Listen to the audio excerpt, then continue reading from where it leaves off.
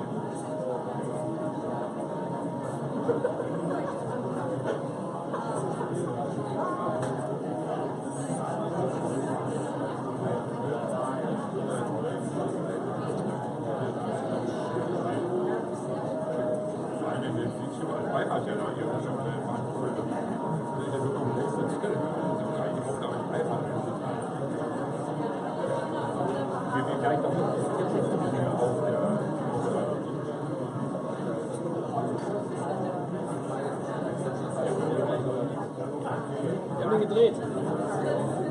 Jetzt ist es gerade gekommen. So, kommt die Verzögerung. Also so circa 5-6 Sekunden. Nee, Facebook. Ich kann nur Facebook. Das ist nicht der einzige Newscase. Du steckst du rein und dann finden wir auf Facebook.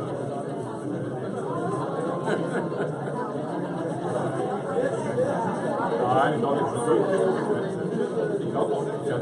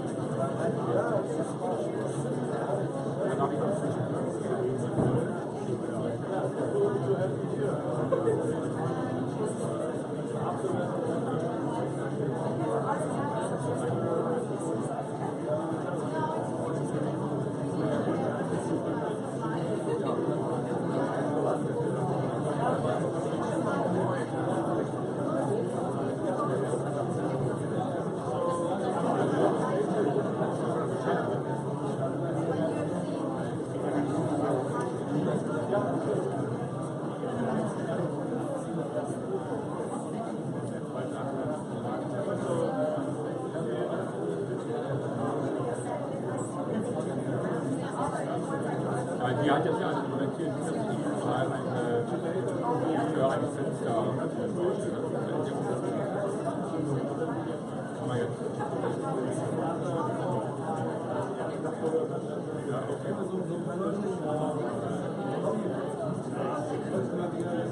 Ich direkt anreichen.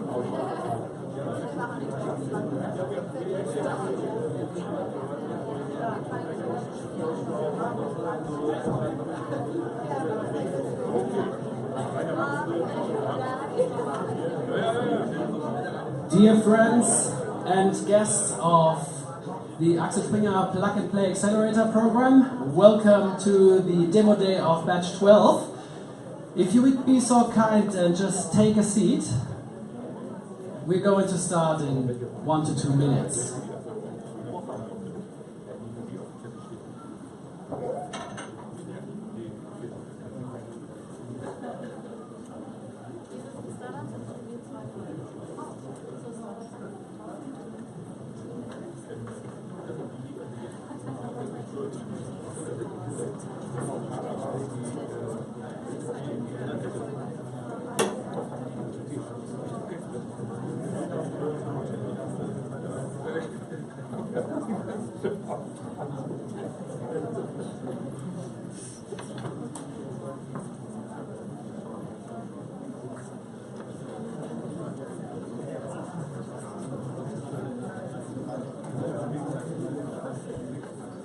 Great.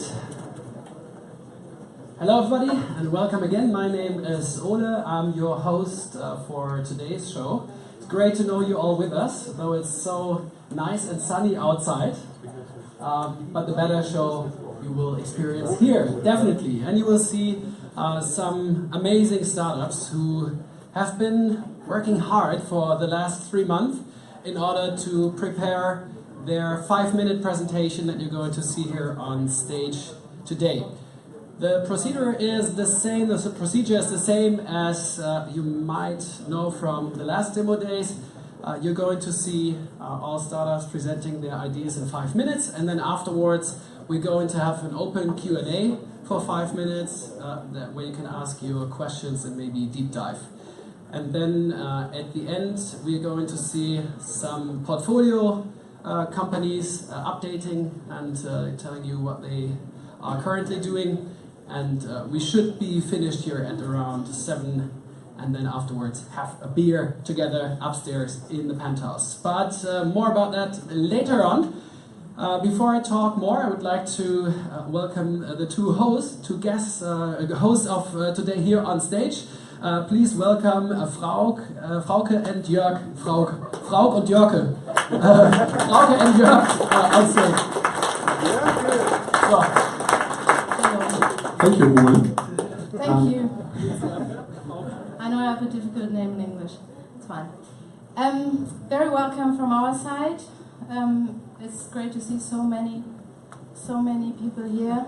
I already apologize for the temperature in the room. We don't believe in air conditioning. No, it's too digital. So it's so nice to see you, and we hope we'll have a good day together, and you get to know a lot of interesting startups that you want to talk to and maybe invest into.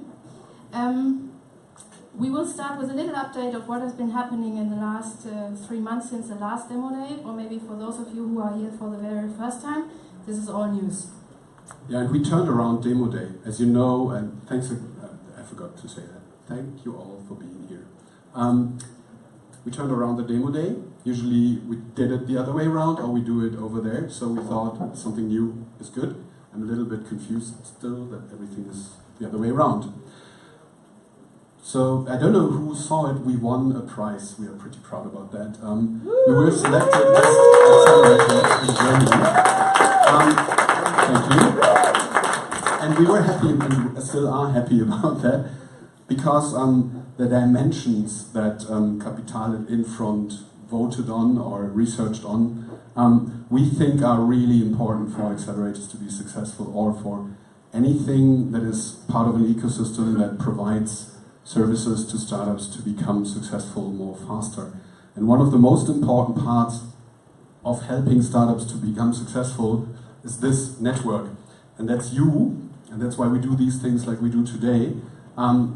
Connecting startups with investors, I think, is key for the startups to be successful. So we will continue to do this. We have some ideas of how we are going to change that, but you will see, not now, but later. So let me tell you a little bit about our history and what we've been achieving in the last 4 years. 4 years, it's already 4 years. So we've done 97 investments, just below 100. We had to... If we would count the non-profits we invited, we'd be at 101. Yes. And soon we'll be at 100 because there are more programs to come. Anyway, we had to exit. We were lucky that we could exit 3 of them. We had to actually wind down, or we call it a put option because we always draw the put option, 21 of them, and we still have 73 active investments. So it's quite a big portfolio. To give you an overview of the areas we invested in, a lot of them are from the marketing solution side, so 15. 37 classifieds models, 28 software as a service models, 8 content, and 9 other, so quite diverse. Industry-wise, it's even more diverse. So, having a media corporate in the background, it is a little bit obvious that a lot of them are media and edtech related. But we are also in health, we are in food and lifestyle, in HR, in fintech, and here on the right-hand side, there are even more, like travel, insurtech, fashion, real estate, mobility, edtech, and 27 other, which we couldn't really classify. So, but they still make sense. So I think this gives an overview of that. We are really broad. We focus on anything digital, but industry-wise, we really want to look at everything that is possible. And if you want to support us, there are several things you can do. One thing, and that is really important for us, is you can refer companies to us. So we are always looking for super early stage and early stage startups. We have 2 deals we do. One is the standard 25,000 for 5% Accelerator deal, and we have a little later stage deal. So if you ever meet a startup that is too young for your VC fund, but you think we can help, then let's talk. We are always open to talk to startups. You can also invest into our portfolio companies. We might co-invest with you. What you also can do, if you are a corporate, you can help us to create opportunities for the startups to do business. And if you think you can do something really well, and there are some of you I know you can do some things really well, you can be a mentor for our startups, or you can be a tutor for our startups, depending on what you rather like, more interactive or giving a presentation. And also what we are looking for is we need feedback. You can tell us what we do well, what we could do better. So give us a little bit more feedback. There will be an opportunity for all of us later when we have drinks. So if you have something you want to tell us, please give us feedback. And actually that's Frauke's in my little welcome note. Enough for now, and I think we should now start with the pictures. Thank Enjoy, you and thanks for being here. Thank you, Frauke. And thank you, Jörg. And now on with the show. We have 7 startups here and our artists in residence presenting their ideas to you. And we start with the first one. It's all about image recognition. Our brain is capable of processing visual information up to 30,000 times faster than pure text. And this leads to the situation that we can see that more and more data on the web is visual, whether it's stored as photo or also as videos. And our first startup, actually a later stage startup, makes sense of all of that data, makes it manageable and also accessible. Please welcome here on stage the CEO of Naris. Please welcome Anna.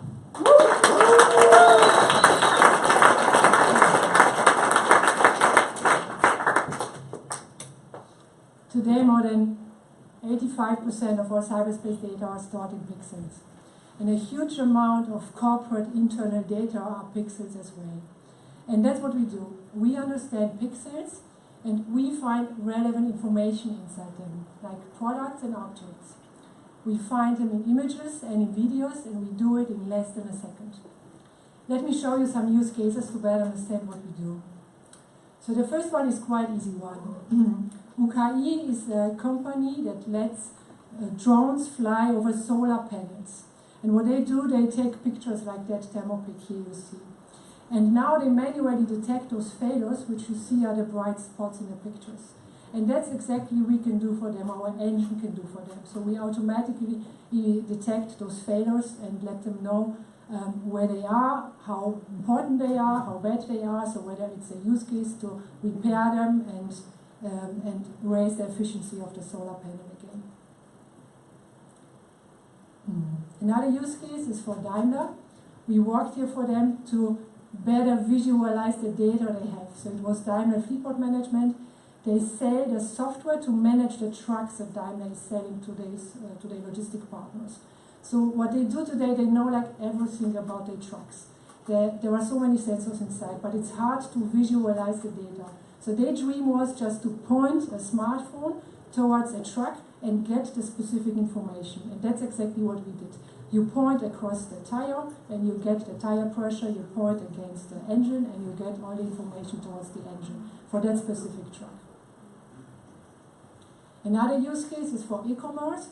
Here we can snap and find products in that time that you see in the video. It's not a fake, we really can do it for that. And we can do it for millions of different products and search a database which is up to 500 million products big in that space, in that speed, without losing that performance. In the same way as we detect or identify products, we can identify spare parts as well and give you all the information towards the spare part. So what's the magic behind? We developed an engine which combines several image recognition technologies, classic and modern one. And we optimized every step at the process to two major KPIs, that's speed and scalability. So we not only care about a neural network that works best, we very much care about the product and image analytics and the product data management in the beginning. We index the objects or the images differently that we get, and we save them differently in our database. We save them based on the vector description of the image and not on the numerical description, or not numerical like the standard way is. And doing so, we don't need to search the entire database once we get an image. We search only the relevant cluster around the vector. It was a little bit too techy now, but I'm happy to describe it after. So every time we get an image, we run it against all of those technologies in parallel. We score the results and combine it to one JSON response at the end. And for that use case, for our use case, even giants like Google, Amazon, or Microsoft Cognitive Services do not match our performance. We can very easily integrate our technology inside an app, a website, or messenger, or any other application or hardware you can think of. What's the team behind? We are 4 teams now. 9 of those are nerds, developers. They love to be called like that. We have 2 charming sales pros. They love as well to be called like that. We have 1 accountant, and then the 2 of us, my brother and me, we are the founders. We are both engineers from Aachen. He was at Amazon after the study. He was product manager music there at the last time and made Amazon Music #1 in Germany. I was at the Boston Consulting Group, was principal at the end, almost more than 9 years there. Now it doesn't work anymore.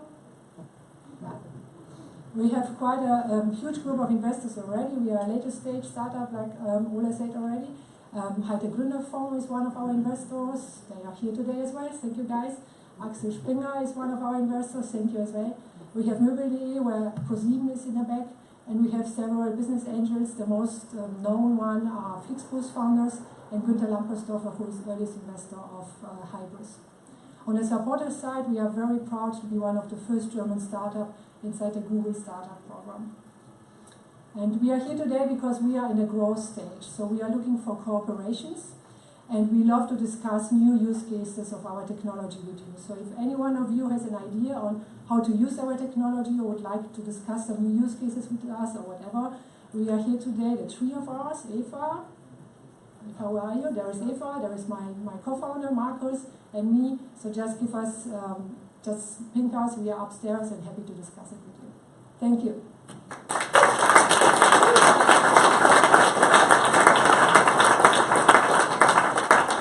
And if you have any questions, I'm happy to answer those now as well. No. Any questions? Now think hard. Okay, thank you. Thank you very much. Very impressive technology. Very impressive team.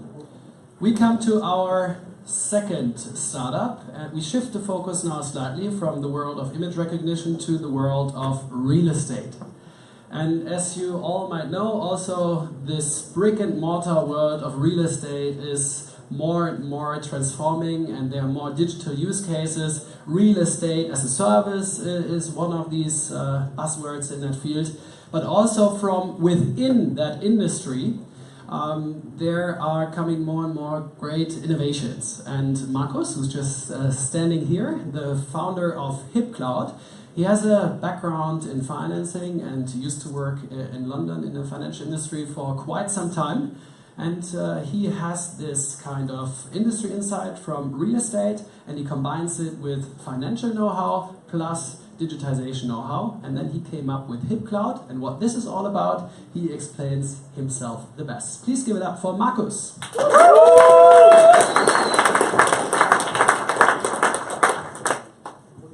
HipCloud is a B2B marketplace for real estate financing. We're bringing Hypotheken, the German word for mortgages, into the cloud, directly connecting real estate developers and banks.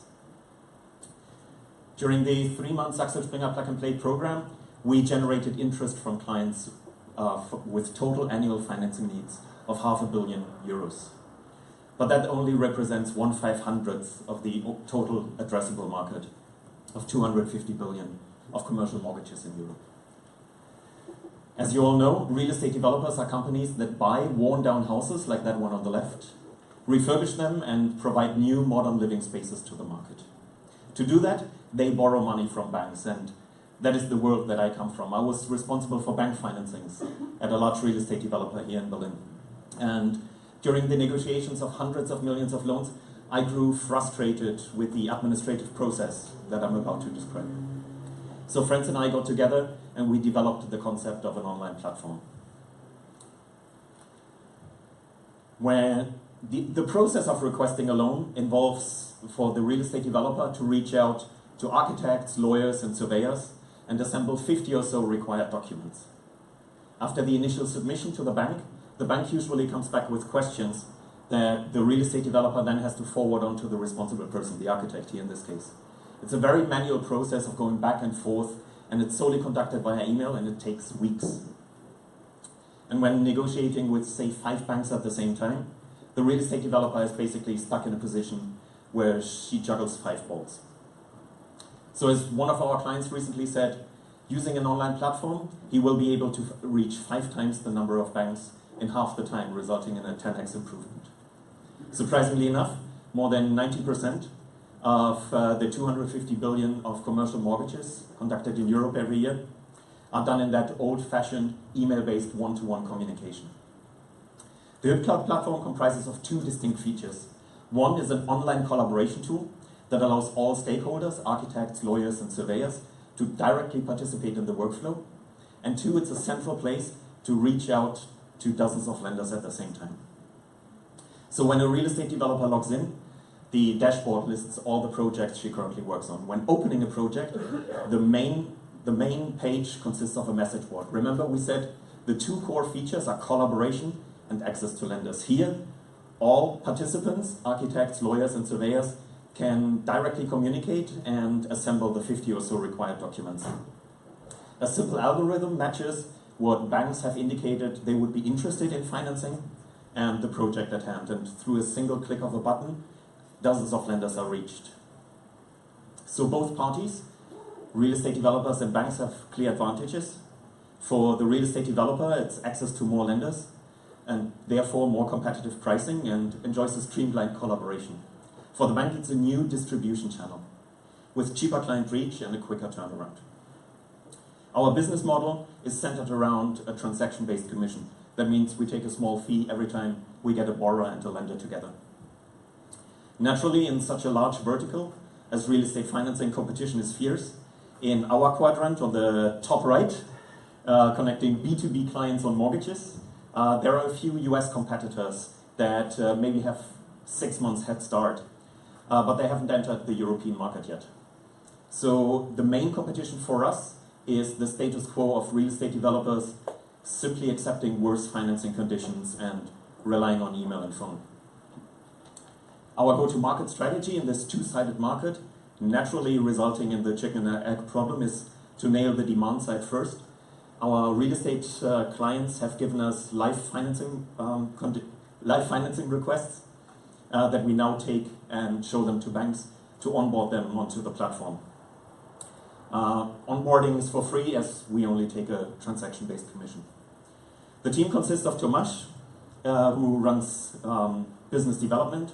He holds a master in finance and has worked for KPMG, UniCredit, and Eurex. Jan is our CTO, a French aeronautics engineer, a true rocket scientist, and I have a finance background. Before working in real estate financing, I was a trader for several investment banks in London, among which was Lehman Brothers. But that's a whole nother story. So where are we right now? We've built an initial version and generated great client interest. The next steps for us are building the message board and access to lenders. Then we go to Expo Real, which is a big real estate fair. And then we go into a private beta. By then, we feel that we have eliminated enough risks to ask for funding. That will be in Q4. So if you want to join us in bringing Hypotheken to the cloud, reach out to us after this or via our website. Thank you.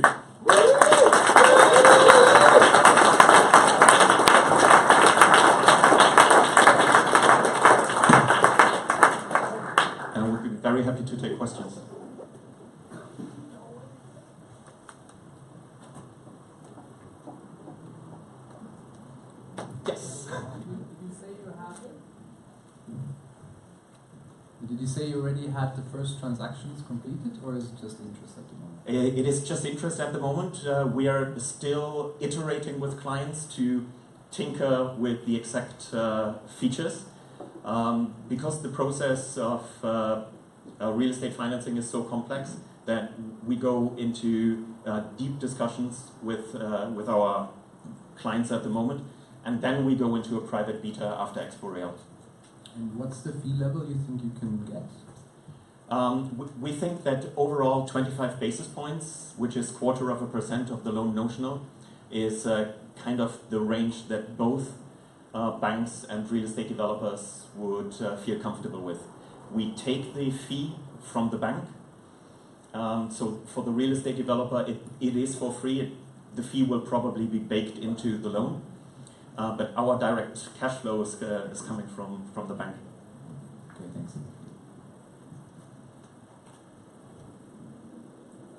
Any further questions? Great. Thank you very much.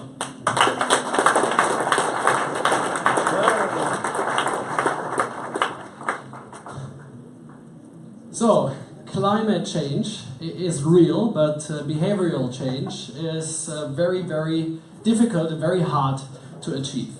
Nonetheless, of course, we want to keep our lifestyle, and the products and the range of products that we have access to more and more also become sustainable in a lot of fields.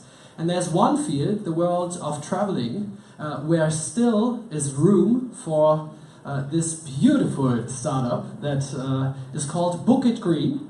And Moritz, the CEO, is going to talk about that right now. So please help me in welcoming to the stage Moritz, the CEO and co-founder of Book It Green.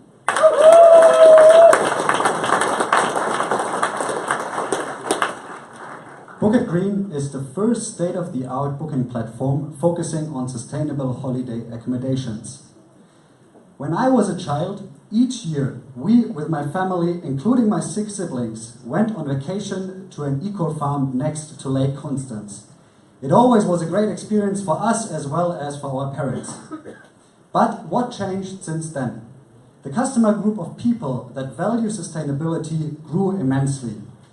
More than 100 million people worldwide are living a lifestyle of health and sustainability, the so-called LOHAS. Most of them are situated in the European Union and in North America, and all of them love to travel. On average, they spend $600 more on vacation and stay 3 days longer than conventional travelers. And in the European Union alone, there are more than 50,000 sustainable accommodations that try to meet this demand of the LOHAS. That creates a worldwide travel market of $325 to $480 billion, and 21% of that is lodging. And this market grows annually by 15%.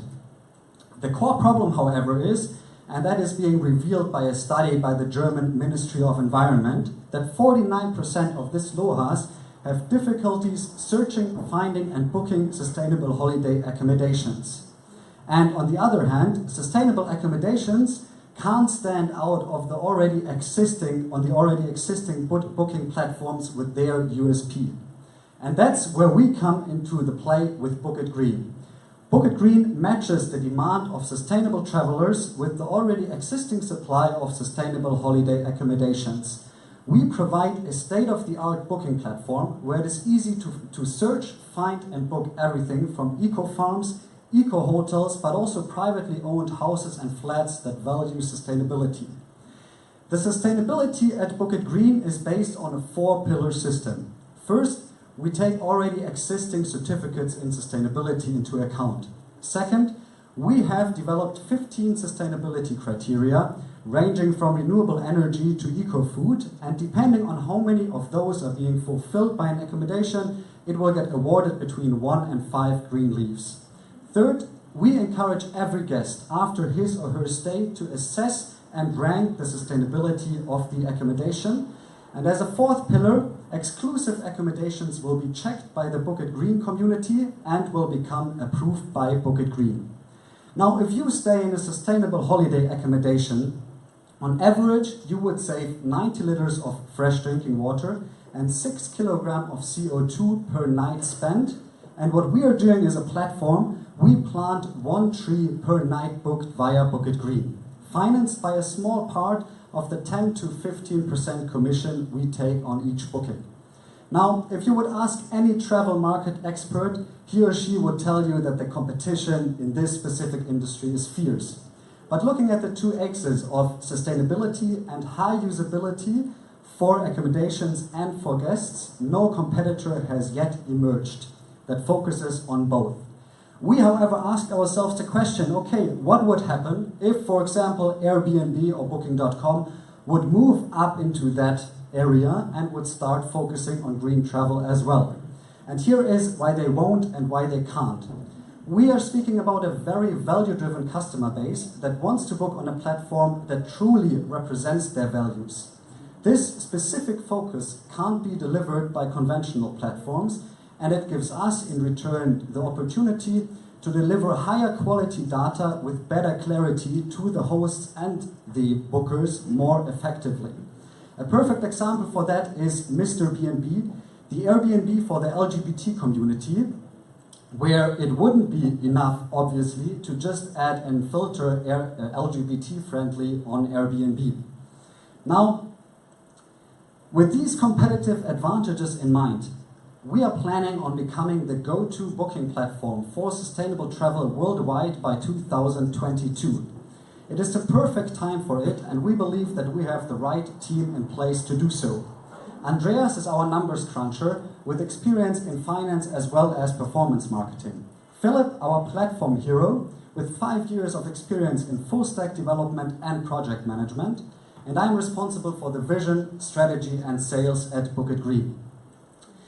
We launched our core product in July, 2 weeks ago, and that's when we also got rid of our disposable MVP that we launched in April. Since then, we managed to get more than 200 sustainable accommodations on the platform, had 250 booking requests, finalized 15 of them with an average basket size of €650, and already have more than 5,000 visitors per month on the platform.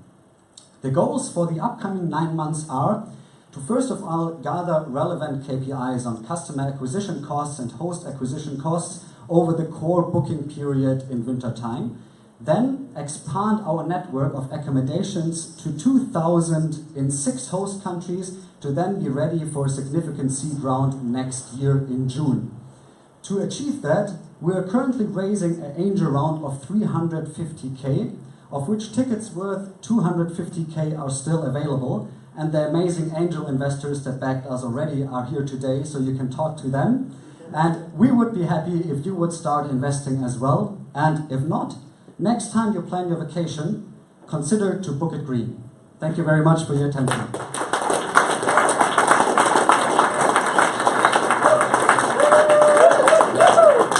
And I'm happy to take any questions. Yes, please. But just wait for the microphone. Yes, you mentioned that you're going to focus on 6 host countries. Which countries are those? Yes. So in the upcoming 9 months, we're going to focus on 6 host countries, and that will be Germany, Switzerland, and obviously Austria. But then after that, the core, let's say, countries for German-speaking audience that are traveling, that would be Italy, Spain, and Portugal, followed by France and the Nordics.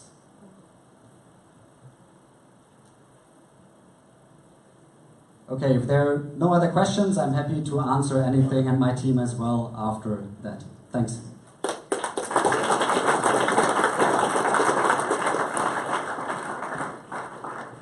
And now we come to startup number 4. And the guy who's now going to present his idea, he's a lawyer himself, but at the core, at his heart, he is a sales maniac. He really knows all about online marketing and online sales. He used to run his own agency in that field. And he brings together both of these worlds. And we can see that in the world of legal tech, there is a lot of disruption and innovation happening right now. Just think of Flightride. and there are much more cases thinkable. And one of them is Anwalt ohne Risiko, which translates to lawyer without risk. And Daniel, who is the CEO, now going to explain what this is all about. And I would ask you to give a hand for Daniel Levelev. Thank you. So, personally, I really don't like risk. Nobody likes risk. Do you? And however, I feel certain risks should not keep us from pursuing our rights. So let me show you an example.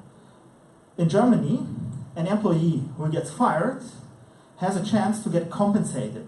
And actually statistics show that if you file a lawsuit for compensation, your chances of actually getting this compensation are over 90%.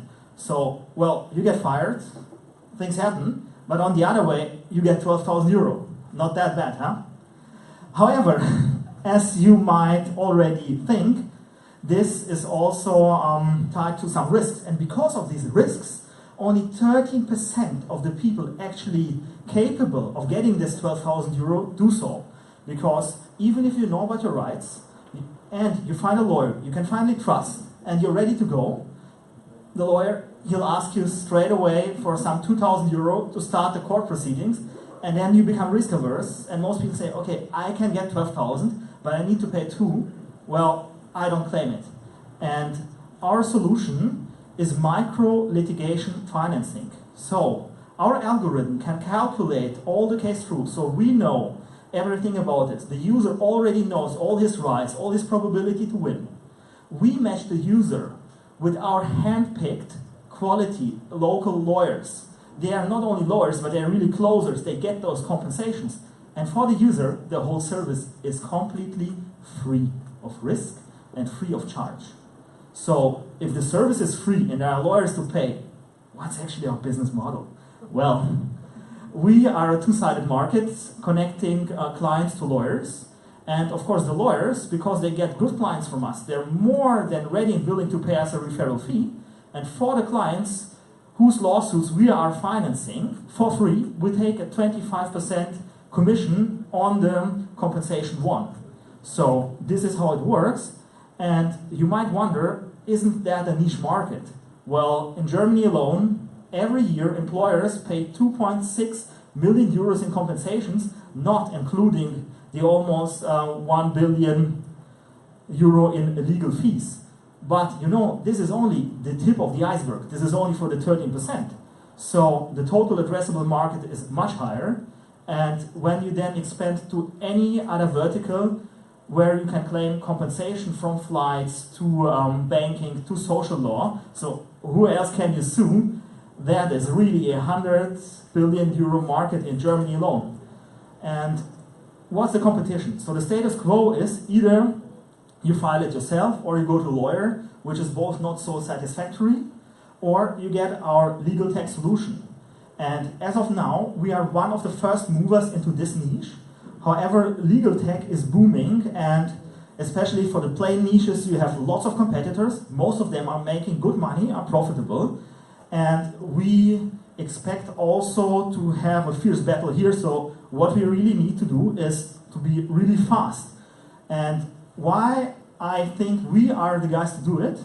Because that's our founding team, Artyom and me. We're two lawyers turned entrepreneurs, friends since university. Artyom, he's doing the product, he's doing the development. I'm the CEO and the sales guy. So I'm doing the marketing and the onboarding of the lawyers and the clients. And to just give you a quick example of what we've done so far is, with our agency model, we already have generated 25,000 leads. That's 15 million euro of revenue for our clients in the last year since 2013. That's the agency. Then we had automated legal tech solutions. And as of now, we want to have also 25% cut of all these revenues. So that's why we launched our MVP here at Axel Springer. And lawyers love us. So that's what I call the product market fit. And This year, we will go full scale into the labor law compensation, expanding further in all other relevant niches on our roadmap. So that is who else you can sue. And the legal industry has been dormant for the last, let's say, 100 plus years. But since recently, there is lots of development in legal tech. And if you want to help us, if you want with us to embark on a quest of lifting legal from the 19th century straight to the future, talk to us. We're looking for angels to support us with contacts, know-how, and capital.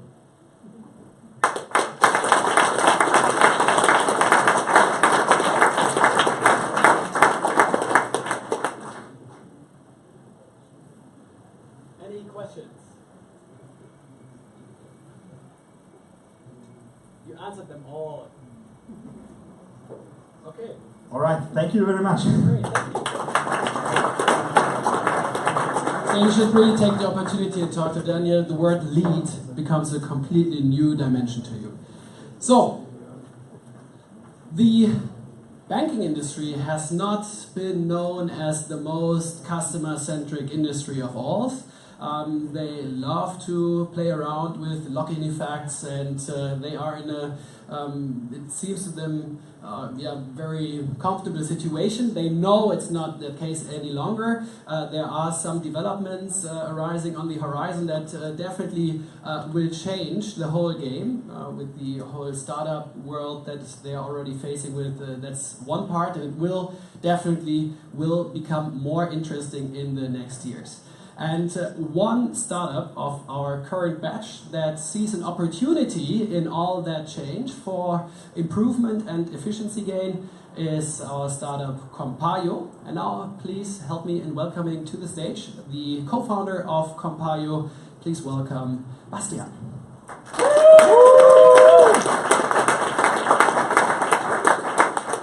Hi everyone. Compayo is the most customer-centric financial advisor. And now, let me show you why we need a change in the world of finance. So, this young guy is at the beginning of his financial life. He can decide between several different banks, and he chooses to go with the Volksbank as his house bank. Now, he has access to the entire ecosystem of this one bank. But what happens if he wants to have another product from a different bank with better conditions? Well, he has to start the entire onboarding process at this second bank again. But this situation creates a lock-in effect where customers only have access to the limited ecosystem of one bank. And this is about to change dramatically. In the upcoming year 2018, there will be a lot of regulatory changes, such as PSD2 and GDPR. This regulatory changes enables the customer to move the data freely between several financial providers, and the result is a free market without any barriers. On this free market, not only banks offer their financial products to the customer, there are also a lot of new fintech startups with great digital solutions, as Ole mentioned before. But now the customer is centered in this really free market and absolutely overwhelmed to find the right product for his current situation. And this is the point where Compayo comes into play. Compayo provides a single interface to this new world of finance by bringing together all the retail products from established banks, insurance, and fintechs in only one solution. So that means we help the customer to find the right product for his current situation. And how does it look like? I will show you now. Of course, first we have to understand the current situation of the customer by asking him questions about his current relationship status, his living situation, and how often he travels.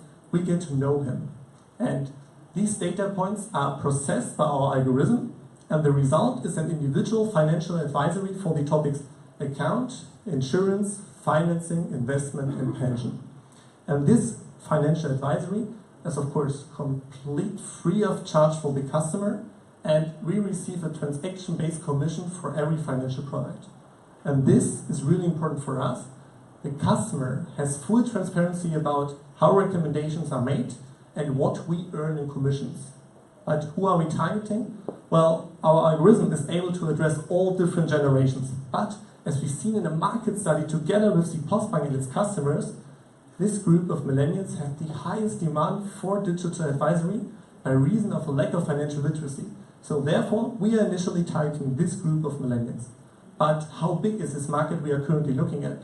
Well, only in Germany, there are 50 million millennials who are already users of online banking. And for this very specific market of millennials in Germany, we could use a total addressable market of 10 billion euros in commission for financial products. But how do we differ us from our competitors? Well, the competitors vary in the proximity to the customer. Compile is as close to the customer as the traditional bank advisor inside the bank branch. But this is only the beginning. Our goal is to address the customer's needs without any input from the customer themselves. So therefore, we have to learn and integrate new data sources. To make this really ambitious goal possible, of course, we need a diverse team. And I'm the CEO and founder of Compile and bringing all the relevant banking experience and practical know-how.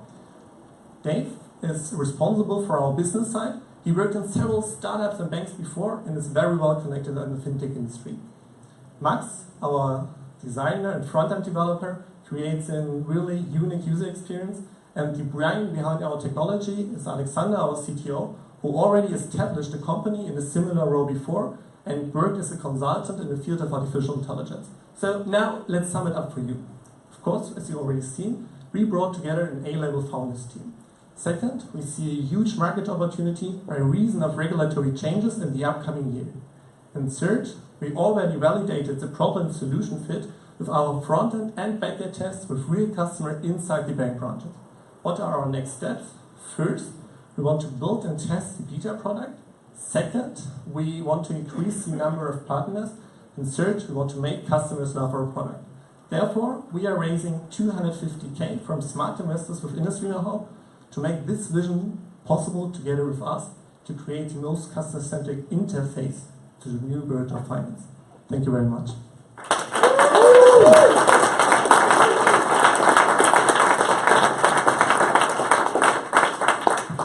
Of course, I'm looking for a question. Yes. You can choose. It's all right. Hi. Who's your target group? Millennials. Okay. Yes. And yeah. The group of millennials. Okay. And how does Compile get access to the portfolios of the Yeah, well, really good question. Because as you've seen, we asked at the beginning, we asked some questions to the customers, that means to the millennials. This is our first input. Yeah, we can give recommendations with the input and the questions we propose to the customer. And only in the second step, if with PC2, we are able to get access to the online banking of the customer. But this is only the second step. For us, for our recommendation, it's important to get or to answer or to get the input from the customer with the questions. So the really important part for us, getting question in the app from the customer. Therefore, this is how we can make a recommendation in all these 5 topics. Was it fit to a question? They looked away.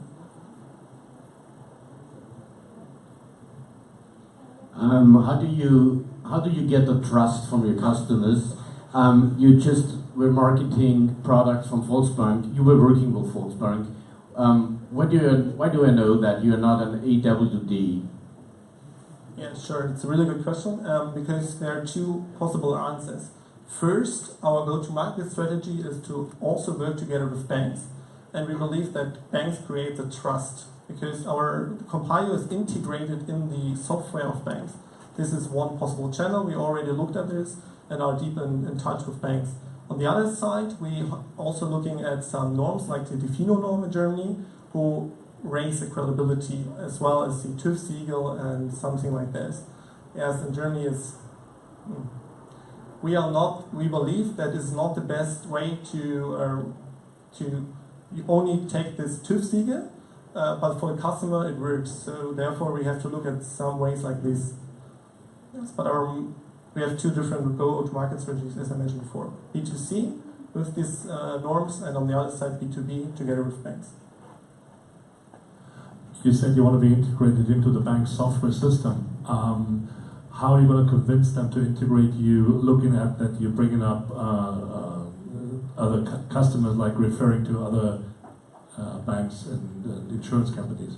Of course, a really typical question. Therefore, I have to switch to our backend because here you can see it. First, of course, we are limited to the product portfolio of one bank. So that means if we are integrated in the online banking as well as in the mobile app, we are only able to recommend these products from the bank, for instance, of the Volksbank.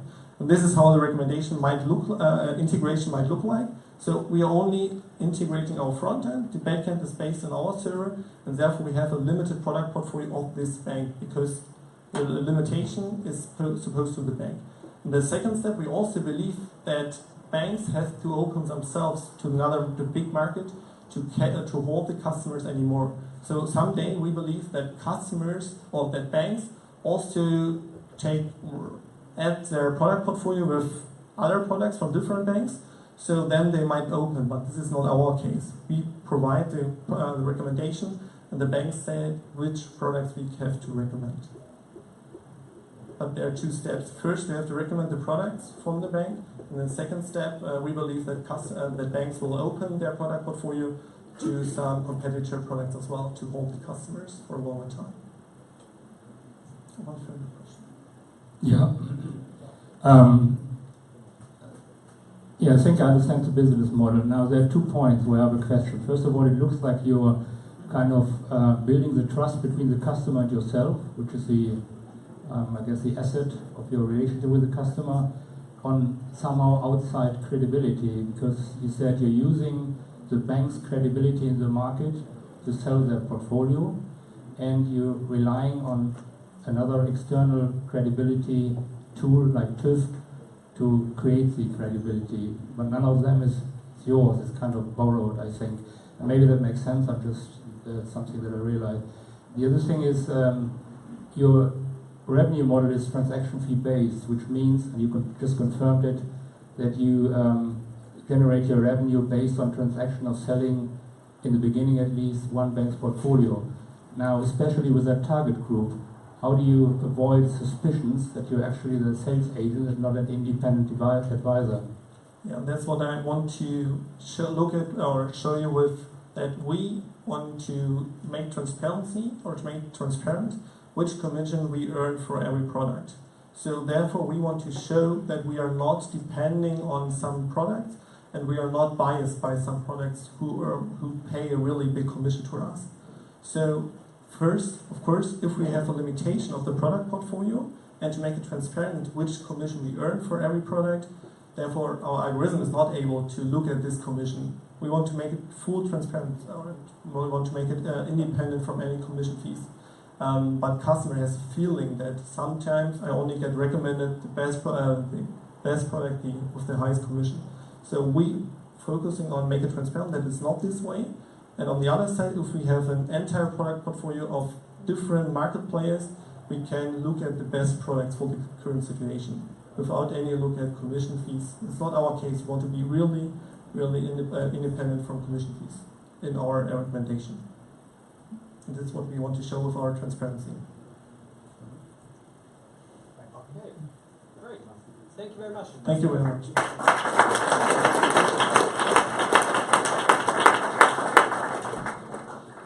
Who of you in this room has already had a virtual reality device on their face?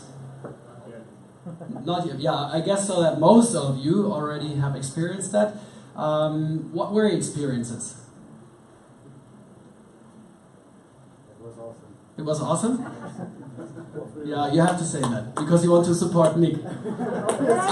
Obviously, I would say the same, of course. But, I mean, I even don't have to sell this technology, I guess, to you guys.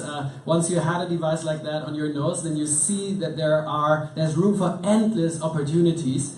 And not only in the field of marketing, but also in the field of education.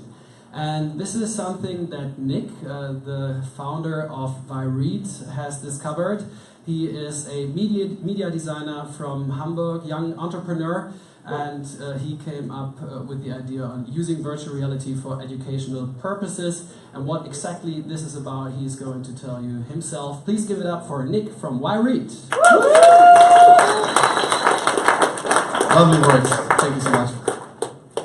So, YRead is a virtual reality education platform that revolutionizes the way we learn. Learning is one of the most important things in our lives, and companies and countries are spending billions and trillions in the education of people. And books and videos are great for a lot of stuff, but they're not good to train automized behavior. But we need automized behavior in so-called high-risk environments. Environments where we not have minutes, but seconds to make extremely important decisions. And virtual reality is the best way to train that. Why? Because it is based on learning by doing. And learning by doing is the best way to learn things. With our first prototype that we've developed together with the UKE, one of the biggest hospitals in Europe, and the University of Hamburg, we found a solution for medical education.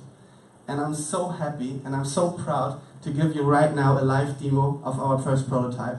And I hope you like it as much as I do.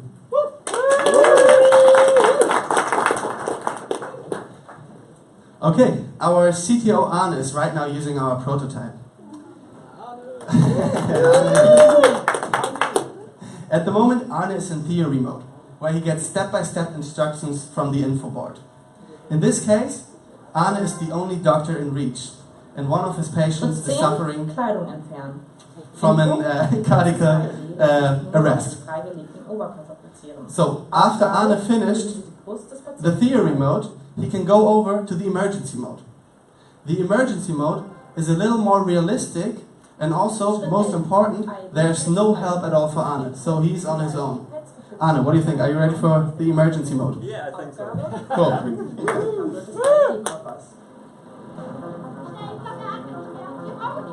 Oh my god, I need help!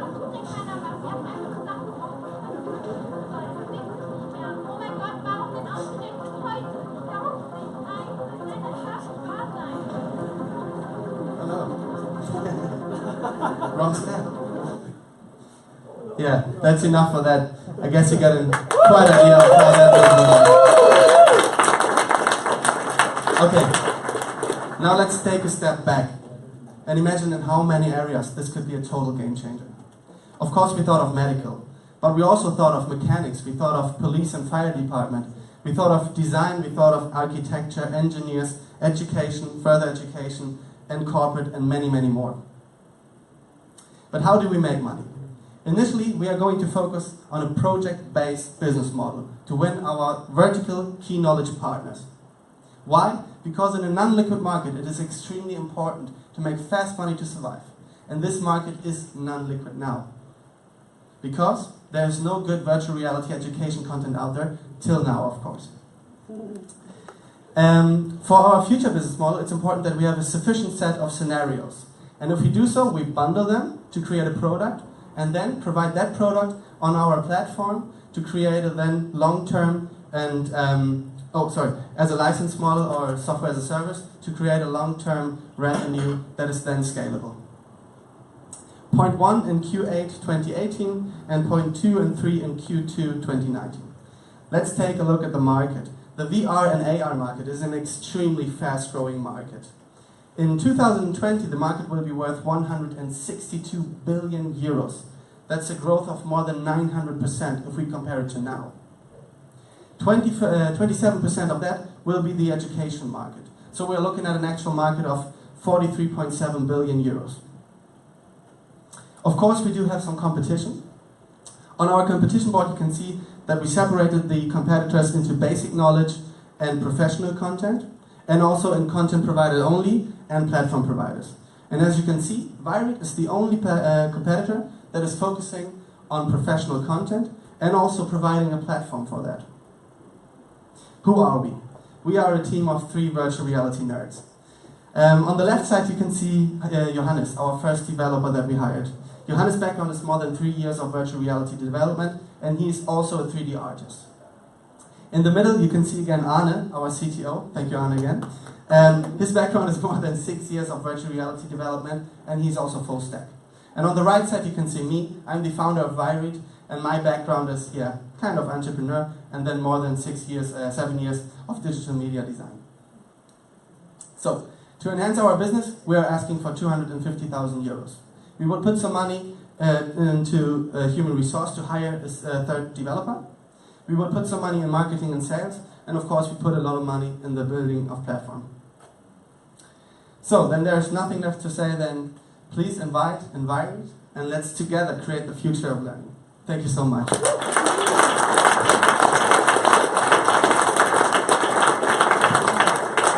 Are there any questions? Yeah.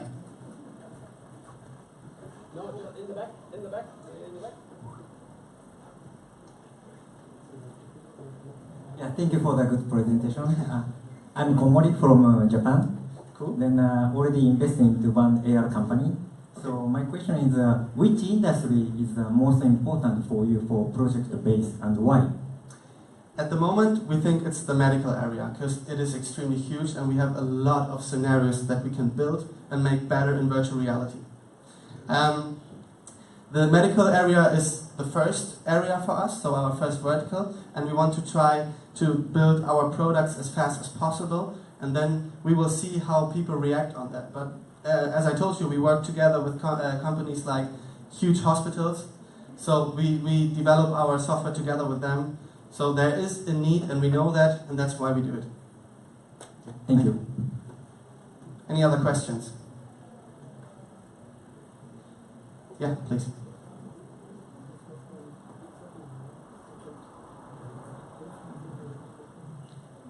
How much funding did you receive from these hospitals? So, these are key partners. They are really important for us. So we don't take so much money from them. We take the money to survive. In this case, I told you it's a project-based project. And I will not tell you a number right now, but it's enough so we can develop the stuff you just saw and to keep on developing. Thank you. Any other questions? Okay, if you don't have any questions... Where? Over left. Oh, sorry.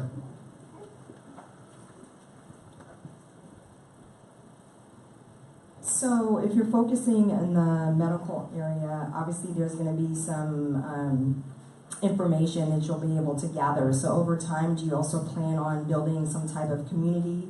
So different, with different medical use cases and things like that. So there could be a collaboration and sharing in the future, or what are your thoughts on that? Yes. And the first product is for doctors, obviously. But we also think of nurses. So our pool of people that are trying our software at the moment is a really small pool. So we don't have that much feedback from nurses, only from doctors. If we test it with nurses together and the feedback is also that good, then of course we try to expand that. Okay.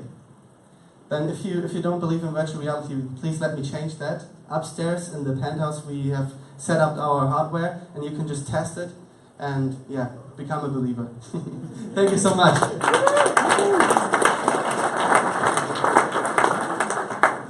Yeah, and I'm pretty sure this will be mind-blowing for you as well to test that, especially in the panic mode.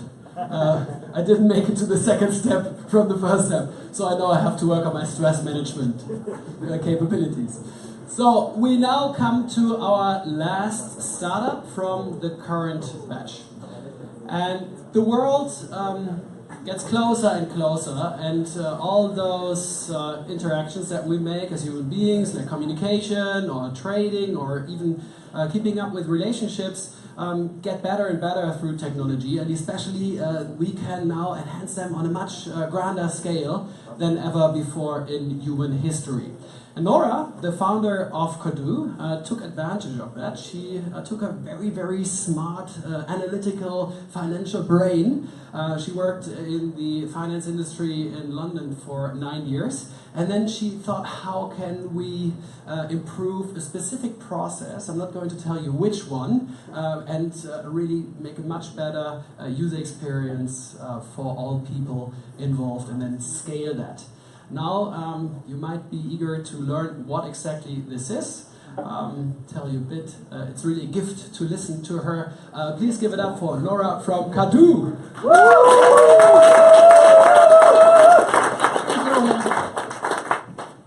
Gifting is innate to us. We all give gifts constantly. We have got family and friends all over the place, and our product is there to help you give gifts across borders. So life moments are the most important things that we really look forward to when we come home after a busy day at work. These are the new babies born, the birthdays, the weddings, and the retirements. These are endless gifting occasions, and it's incredibly hard to find the perfect gift for those. And many of you, Christmas is coming up, we still have a little time, but you're probably already thinking quite anxiously, what am I going to give? Gifting is time-consuming and stressful. And if I look here into the room, there are thankfully quite a few young people we call the millennials, people 35 and younger. And there is a trend that a lot of millennials are already engaging in group gifting on a regular basis. So what Kadu does, we make group gifting easy. We connect family and friends from anywhere, so together they can give the one perfect gift instead of many small token items. So why is it so relevant? And Ole was kindly already, making here the leap for me. It's when I left Germany in 2001, the instant message at the time was called the fax machine. Early on I was saying I'm quite happy that 50% of the population is probably millennials and younger, and I'm really happy that the rest will remember using the actual fax machine. So today we all communicate via WhatsApp and Facebook, so our friends are with us all the time. And while friendships are digital, gifting hasn't caught up yet. So I'm so happy to introduce you to Kadu, our beautiful group gifting solution that will help you to be part of your friend's lifestyle wherever they are. So I'm going to explain to you here how it works. So next time your best friend Sophie is turning 30 and you don't know what to give her. So you go on kadu.com and you set up a campaign page in a few simple steps, just as you can see here in the back. So this is super simple. It's a tailor-made solution, but you can always change the banner to make it more personal. Very similar to a Facebook page, essentially. And then the next thing is that you make the first contribution. This is also very, very simple. You put the amount in that you would like to add, and then you can use the Facebook login, but you don't have to. We have a no account policy, meaning it's a web app, it's accessible for all from anywhere. But Facebook can help you to fill out the form. So then you go through a normal checkout process where you put in your payment details as you are familiar with in a normal online platform. And then most importantly, we give you here the chance to record a personal video. Many of you know the selfie function on your phone, and many more of you will soon know and will practice the selfie video function. And then, we ask you to spread the love, because we know the network effect is really what helps all of us to connect, to do business better, to have closer friendships. Wherever we move and live, we have friends today. And this is where this solution is so incredibly powerful. It takes the best features out of existing technologies and allows you to spread all over. And then, this is the real magic behind Kadu. Just recall what I said early on when I said it's incredibly hard to find the perfect gift. It is. 50% of all gifts are actually undesired. And this is really heartbreaking to see. But with Kadu, the receiver is put at the heart of the process. So the person can actually curate a wish list and put anything from experience gifts to education gifts to material gifts on the wish list.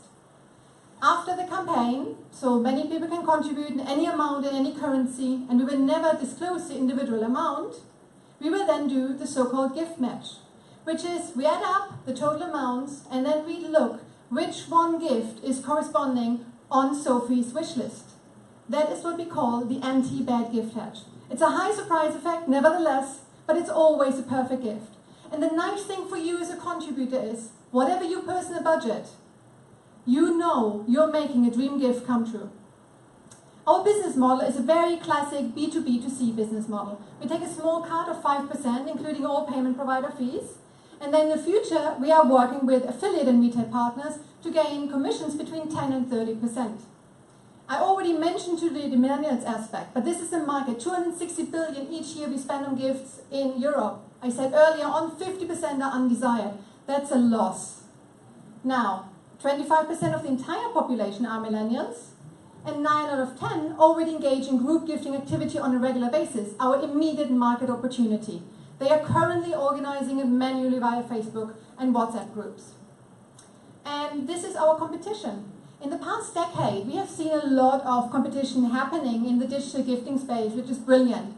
And we see that coming from standard money pool solutions like Litchi to e-gift cards, and now more social. And this is where Kado comes in. And whoever thought of Amazon, this is where they are. Amazon is about convenience, but Kado is about the people. And this is the team. I founded Kado last year, and this year Vasco and Felipe joined me. Vasco is the CTO, Felipe is a software engineer, and together they have shipped 5 products to market.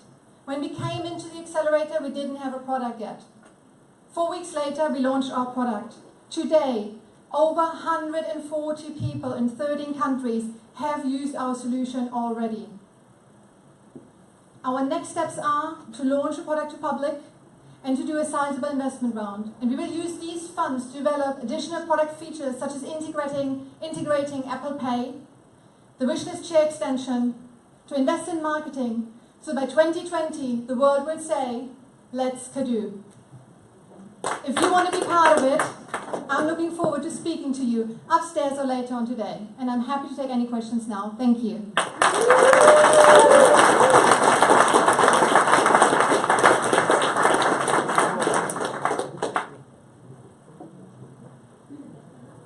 Any questions from your side?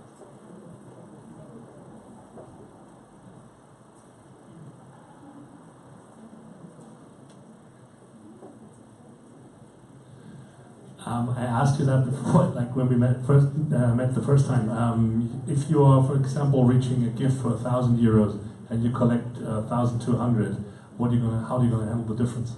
So there are different use cases. Let's say you've got, just for the benefit of the audience, you will have on your wish list various products in different price categories. And we will only disclose the total amount that was collected, but never will we disclose the individual amount that one person contributed.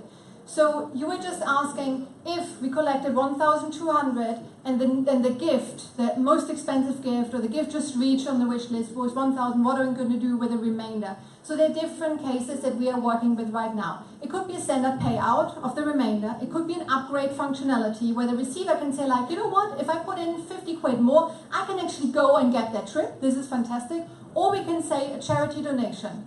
So these are the different scenarios we are currently working with.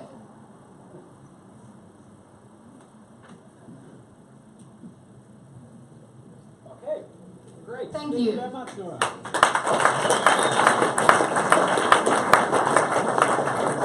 So these were our 7 startups from the current batch, but we have one more for you.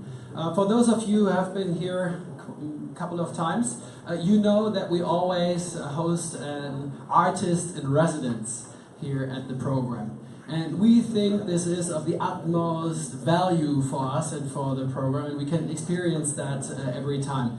Not only because artists like Nafe, they reflect the world and also the life within the Accelerator in a completely different manner, and therefore help us to reflect differently. But also the network that Jörg and Frauke just highlighted at the beginning is growing and growing and is very diverse by background. Daniel, for example, artist from one of the former batches, Daniel is standing there in the back. He always comes to our demo days, which I really, really like. And this is really cool for us. So Naifai, to tell you a bit about her background, she is an artist in fine arts, studied here in Germany, but also in the UK. And she is quite a tech geek, I have to say. Right at the beginning, she tried to behave like a startup herself. She said, okay, I want to learn everything. Until the moment where she really figured out what she wants to do and wanted to do. And from that moment, her project really kicked off, and it's just amazing. We love it, we love her. And we're really proud that she's now on the stage. Please give it up for Naifei.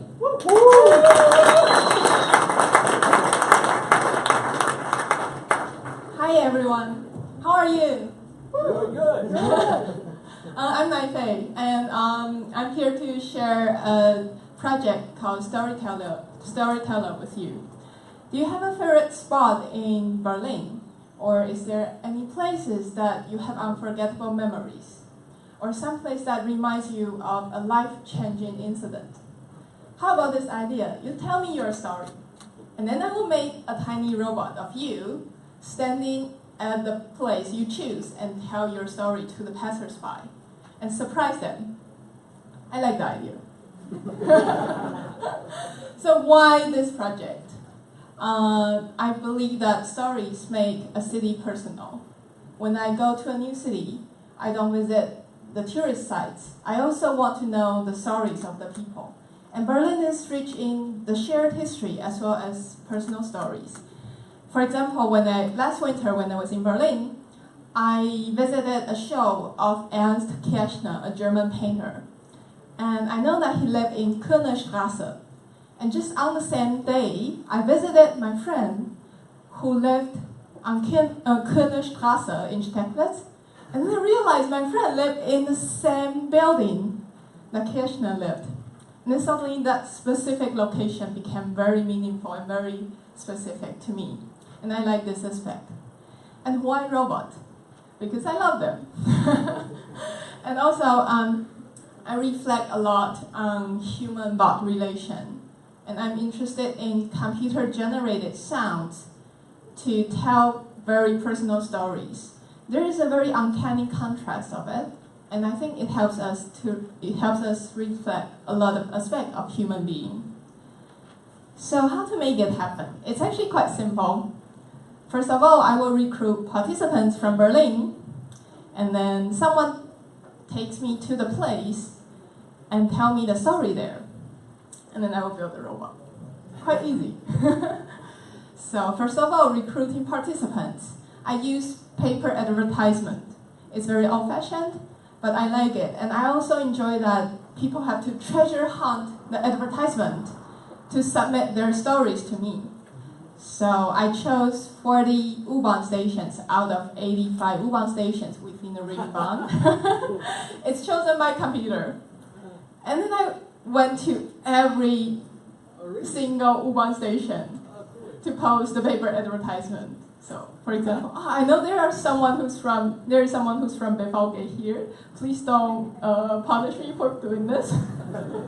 So I put all those paper advertisements, both in German and English version, in the U-Bahn stations. And people who pass by can either check out the link or scan the QR code to access this. This is a Google Sheet. It's very simple. You just tell me where the location is and what the story is. And then I will randomly choose the story. And the second step, I will walk there and listen to the story. This is Hasenheide 54, near Südstern. And, and I walked there with Laura. She told me a story. She told me that she met someone there that she thought she would never met, and she thought if they would meet, they would fall in love with each other.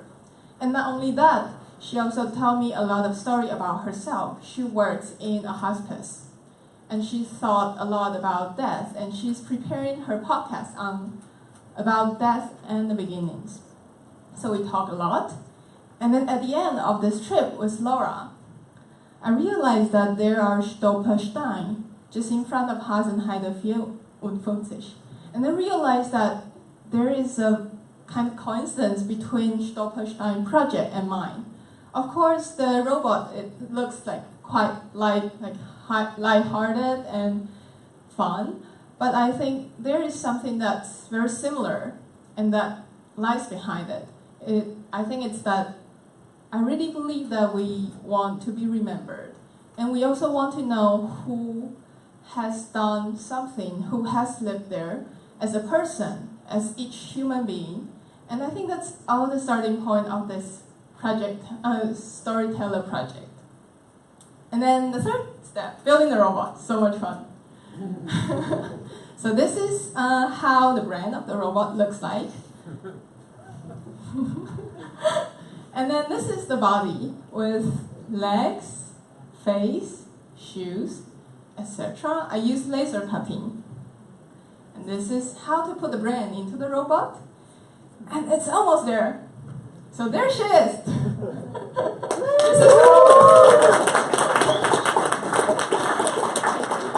I realized that people are actually quite willing and quite curious about the robot standing on the roadside, and a lot of people know instantly that she would talk, and they approach her to talk to her. Yeah, that's her on the street. And this is a tiny demo. I apologize for the bad quality of the video. The weather is nice. How are you? I'm good, thank you.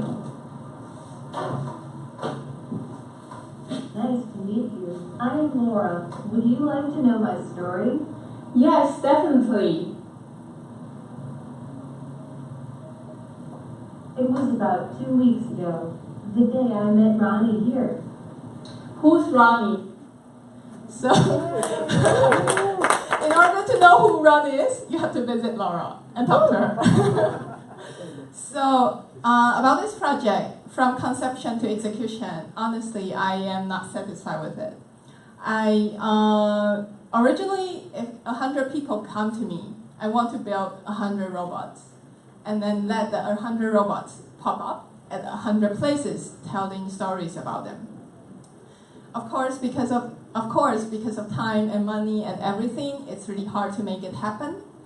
And also, something very important about this project is that it's not about the fun of interacting with the robot only.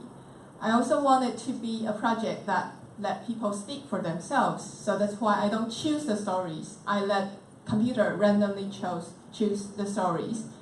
And also, I want to reflect on a new era in which we might be able to interact a lot with the robots and to think a lot about it. And yeah, I'm sure in the future this will be a pilot project, and in the future I will make it happen. Thank you so much.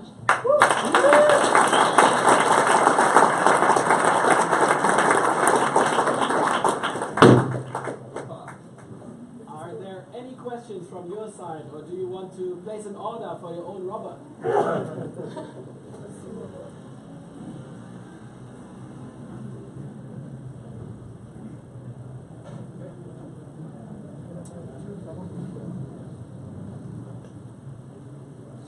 I'm not sure I understood completely, but have you actually placed robots for us to go somewhere in Berlin and ask them some questions? Yes, actually she's there at Hasenheide Field Station this morning. Okay. And for the demo day, I brought her here in Axel now. If you guys are interested, I would ask her if she feels like talking today.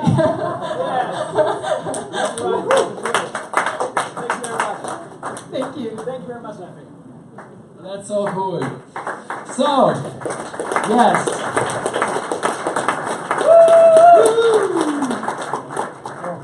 So nice. So, that's it with the current batch. All of our 7 startups, you know them, you know where to place your money. You also met Naifei. And now we would like to give you a couple of updates from the existing portfolio startups. And we would start with Tech Spaghetti. Leah is just joining me here. Leah, what's new at Tech Spaghetti? So much. Oh, that's so good to hear. I would give you this microphone, and I want to ask the audience to say hi to you with an applause.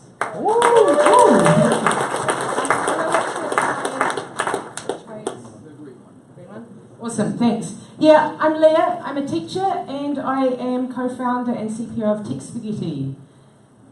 There we go. Our vision is to be the #1 digital education publisher for children aged 4 to 10. Now, there is a gap in high-quality learning products for this age range.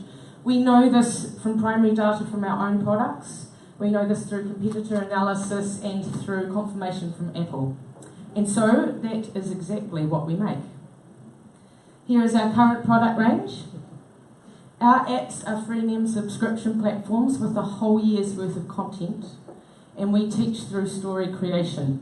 Here is Hey Monster English for Kids. Is he just going to play, or do I need to do some sort of... You need to dance. Dance? Okay, he's not going to play. Is that going to play? Nah. Righto. That was a video. Very quick. The way we teach is through story creation. So kids learn words, for example in Hey Monster English, by creating their own characters and building their own story worlds. They then engage with the words they've just learned in the context of the stories that they've just helped create. They just think they're making awesome cartoons, but they're learning. It's incredibly engaging for this hard-to-teach age range. And if you want, you can go online and look at some videos. This learning method is applicable across the subject ranges as well. And our products are really unique, but this is actually what sets us apart. This is our competitive advantage, our proprietary app creation software. And what it allows us to do is make what is essentially a whole kids app in 1 week without any coding and deliver it to our users without them having to install or update anything. It is a massive advantage and it is the engine behind our scalability. But not only that, what that means is that for us as a company, we're not just making products, we are actually engineering a solution for the rapid digitisation of the education market. And here's some validation. Hey Monster English for Kids was featured in the #1 spot on the front page of the App Store. Ranked #1 in its category in 14 countries, top grossing app in 12 countries. And this is a testament to the quality of our products, but what makes us a scalable proposition are our performance marketing metrics. These are our conversion results. We've been running paid marketing tests through Facebook since February. This is conversion from install to paying subscriber.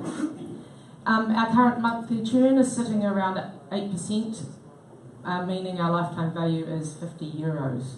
So, look, we just need a larger marketing budget to pump through this funnel, and we are sweet. Here is the market. It's huge, 7 trillion. The space that we play in is packaged digital content, and our age range is projected to grow to over 17 billion by 2020. As we all know, the education market is still only 5% digitised. So there is lots of room, and as I mentioned in our problem slide, there is a gap. That is our gap right there. The elementary age range is still very fragmented, small players across single subjects. Preschool has a global leader, ABC Mouse, and secondary space is dominated by Pearson, who have an annual revenue of around 9 billion. We aim to position ourselves as global leader in our age range in time for this impending rapid digitisation. Here are some financials. We are currently raising a small seed round of 500k, some already committed, some in the bank, some in negotiations, some at term sheet stage. 375 of that will go straight into paid marketing. What this lets us do is go into our Series A round with 4 product lines across multiple platforms, with our European markets established, with tests in Asia and the US, and our first B2B sales. Here is the Tech Spaghetti family. We have a really strong internal team. My co-founder Elliot is probably a genius. I don't think he's been tested, but probably. We are backed by a team of really active investors, a few of whom are in this room. You're most welcome to ask them about us. We are very transparent. And look, that's about us. We have amazing products and we have a really big vision, and we are ready to scale right now. So if you would like to become part of this magnanimous family, then you need to talk to us today, because we will be closing in August. Thank you.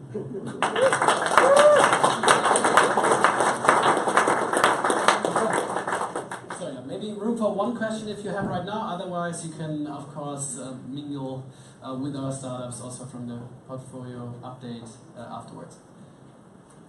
I think we just take it from there. Thank you very much, Leah. No worries. Thank you.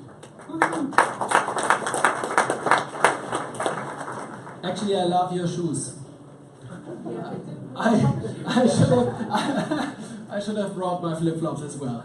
At least the temperature tells me so. So, Lele, you're next. Lele stands there, super relaxed, thinking about future plans for his startup, Descartes. And Lele, what's new? Hello? Hello? Hi everyone. I really will try to be brief and try to keep your attention a little bit up, because it's been probably the 10th or the 11th pitch. So I'm here to talk about Deckard Intelligence, and I have no visual product whatsoever because we are a big data company that does enterprise solution for project management, which means that everything I will show you will be pretty blurred and you won't see it on the screen. But I will tell you exactly what we do and what is the value that we bring to a customer and why we have so many, and they're pretty happy with what we do. I'm pretty sure that every day on your LinkedIn feed, on your Twitter feed, you see constantly about AI eating jobs, machine learning, automizing this and that, and we will all use our jobs, and all the technologies that will be disrupted by it. There is one truth that I always pitch to our potential clients, and this is there's an enormous untapped potential in your company, in any company, and this is your historical performance data. And not using that causes developers, causes product manager, causes people taking care of projects to lose at least 3 hours a day, on an average 20 hours a week in reporting, monitoring, bad estimation, bad planning, communication, and new meetings. So we joined Plug and Play last year, and we started developing a product that was catered to developers. We did one mistake, and that mistake was not talking to our customers, so not talking to our final target and understand exactly what their problem was.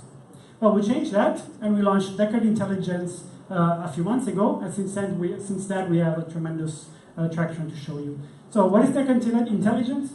It comes from the significant realization that humans are horrible at estimating.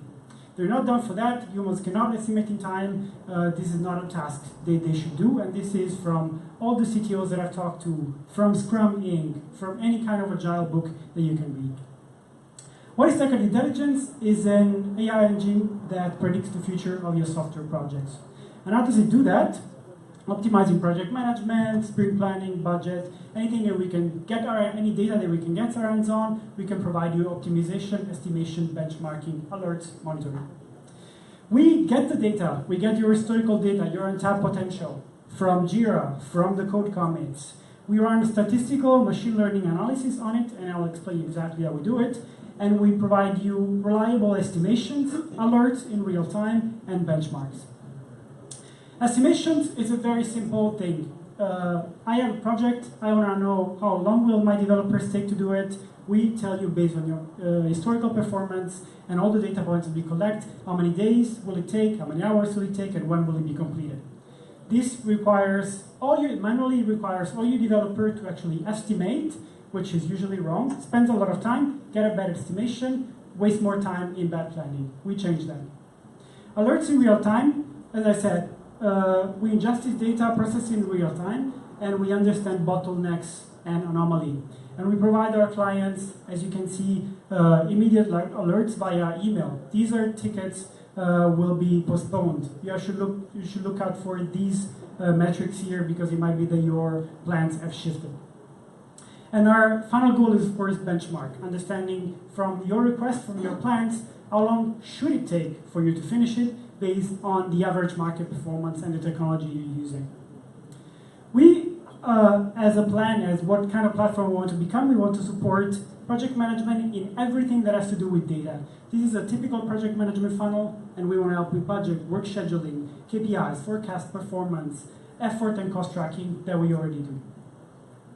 This is one of our clients, Lamudi. We started working with them. They have about 4 years of historical data. We tapped into the data, started providing for them time estimations directly into their Jira, which is the platform that they use every day. And we save for them about 6 hours a week for their 2 highest paid engineers. This is amount or more or less 12,000 a year for one team. And they sign, after hearing what we had to say, and after testing for a couple of days, they immediately decide to sign for 1 year. And they're pretty happy, and we constantly get in contact with them to improve. I will go very briefly about it. How does Deckard work? So we understand workflow. We understand what happens when a company decides to do something, what happens when a company decides to, let's say, create a website, update their API, improve their backlog. They create tickets. The tickets are created by some people, and they have a pattern. We understand this pattern, we model this pattern, we kind of like mirror it, and everything that happens anew, which we create lots of scenarios and every micro variation in the data, so everything that happens in a single ticket, swiftly scenarios. And this is how we really understand how long this is going to take. Is this going according to plan? How many days should it take for it to be completed? And moving on, conversion funnels. We started recently onboarding companies for Decade Intelligence. First demo was end of April. We already have all of the 5 are paying clients, and we are onboarding every week a couple of them, brief tests, and then directly an annual contract. We are a solution provider. We a big data company. We tap into this company, help them with estimations, reporting, and everything that can optimize their teams. The market is, again, the market for agile software and project management in software, about 3 billion by 2020, and these are the companies or the platform that we target. Atlassian, Microsoft, version 1, these are the top scoring agile platforms. We're focusing right now on Jira, and because it's 60% of our market, I will also explain you why this is our main advantage. In terms of which kind of companies are we trying to emulate, or are we trying to become better than them? There's two companies around 500 million to 1 billion in evaluations. New Sigma, Decision Lens. What they do? They're a big data company for portfolio and process management. Tap into the data of the company and provide them accurate statistics on any kind of decisions. They're so-called decision-making software. Very subtle, but very, very powerful kind of companies. This is my team, Aurel, my CTO, and me. We've been working together while in companies that you in Berlin that you know, Oracle, Lavu, and we founded a company back in June. Pascal was the best addition to our team. He has years of experience in software engineering, and we have advisors from some of the most famous German companies, Rocket, and many others. This is our roadmap. The kind of company we want to become is the kind of company that everything that has to do with data, anything that has to do with project management, we can give you reliable information on it.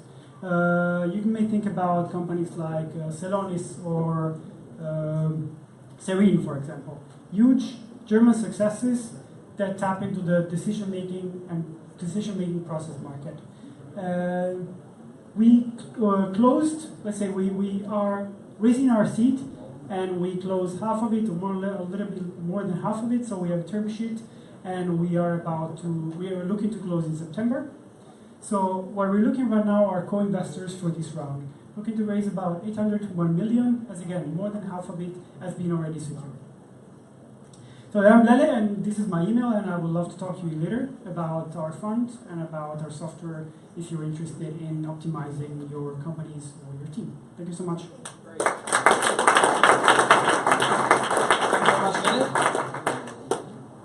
So we have 3 more pitches to go, and I know it's very warm in here, and you all want to lead a conversation. So to all the guys in the back, if you can hear me, please could you start listening to the pitches here in the front, because you're creating this kind of noise carpet which makes it hard for other people in the back to understand what is said here on the stage.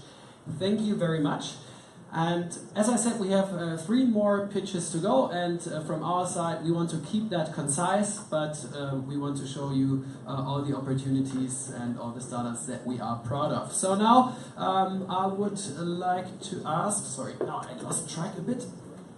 I will ask Florian to come on stage, the CEO and co-founder of Finanzritter. Florian. Thanks. So, my name is Florian, I'm the co-founder and CEO of Finanzritter, and as an insurance broker I have over 10 years of experience in the insurance market. In all those years I've seen customers struggle with so many problems while managing their insurances. They have to do a lot of paperwork, or they have to deal with a salesman who might sell them all kinds of stuff, or with the current app solutions, they have to sign a brokerage agreement before they know what they get. And of course, customers do not exactly know which insurance lines they really need and what to look out for when searching thousands of tariffs online. To solve these problems, we've invented Finanzritter, designed to be simple and intuitive. Just download our app and run anonymously through our questionnaire. At the end, you have the possibility to add your current insurances. At this time, we don't want to know details. Just tell us what you have and what you pay, and you get immediate access to your contract overview. Our system instantly analyzes your situation and prepares your individual insurance strategy. Based on the recommendations of consumer protection, it finds the best tariffs for your needs, and the results are provided in a traffic light system right into your contract overview. Red means there's an important insurance missing. Yellow means we can optimize your coverage, perhaps we can save some money, and green means everything is fine. So here's the deal. Up to this point, you are totally anonymous. But if you like our solution, now it's time to add your personal details and sign our brokerage agreement, and everything is fine. Our system takes over the whole contract settlement.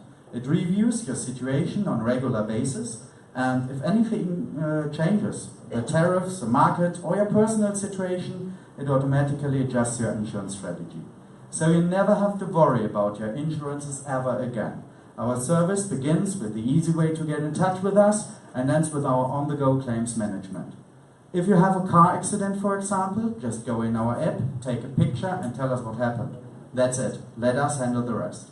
And the best thing is, our software and our service are totally free of charge, because we get paid by recurring commissions of the insurance companies. And of course, to get these commissions, we have to keep you happy. But we see this as an incentive to provide the best independent insurance service there is to be your lifelong partner. And that's a target group at market entry, the digital living young professionals. We did several Facebook campaigns to test it, and we found out that we have to concentrate on the 25 to 35 years old, because they finished their first apprenticeships and they have the money to pay for their insurances they need. So at the first Facebook campaigns, we had a result of €1.77 per like and about €8 per customer. So by 2020, 79% of all customers want to manage their insurances digitally. And we calculated for us a potential of commission of €10 billion. And that's only Germany, only casualty insurance. By 2019, we want to expand to other European countries, and that even increases our potential. And if we look at the worldwide market, the insurance branch has with $4,778 billion the most turnovers in the whole financial sector. In a market this big, of course there is some competition. Our main competitors are WeFox, GetSafe, Simpler, Clark, Alles Mainz, and formerly Knip. But what we do better than anyone else is our automated consultancy powered by artificial intelligence. There's no one else that has an automated consultancy, and there's no one else who has an anonymous initial recommendation to build trust. And to build such a software and such a company, you need an outstanding team, and that's Dominic. He's our CIO and has a PhD in machine learning and artificial intelligence. It's Sebastian, he's our CTO, he's a professional software developer. And it's Till. Till builds a bridge between our business and our tech side and is responsible for our product and UX UI designs. And as an insurance broker, I'm the CEO and responsible for marketing and sales. What have we done so far? In 2016, we registered a trademark called Finanzritter. We won a technology award and the 4th place in the national startup competition Start to Grow. We were alumni of ASP&P Batch 10, and we had our first MVP ready and did our first tests. In the beginning of 2017, we closed a business angel round, about 50K. We implemented our core features and got the German allowance as an insurance broker. We built up corporations so that we now have access to nearly all insurance products on the German market. As told you before, we did our first small Facebook campaigns, and since last week we started onboarding our first 50 potential customers for our final tests. And we prepared a launch campaign, including an explainer video and so on, because we want to launch in the app stores within August. The next steps are then that we want to close a seed investment up to the end of this year. In the end of this year, we will automate the car insurance, we will implement automated document analysis, we will integrate a referral system, and we, of course, want to close more corporations. In the beginning of 2018, up to the first half of 2018, we will automate the life insurance and automate the health insurance. In order to establish ourselves on the German market and to reach our goals, we need your seed investment, about 500,000 euro. So if you want to take part at our journey, please feel free to get in touch with me. My name is Florian, and we will revolutionize the digital insurance broker experience. Thank you.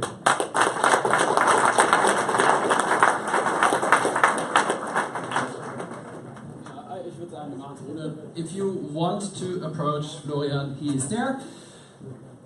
So, now we come to our second last pitch for today, or more portfolio updates from these guys here, from PIC, formerly known as Vertico, formerly known as Snaptrack, Marvin and Alex, and what are you doing right now within your company? That's so interesting. Please give us the update.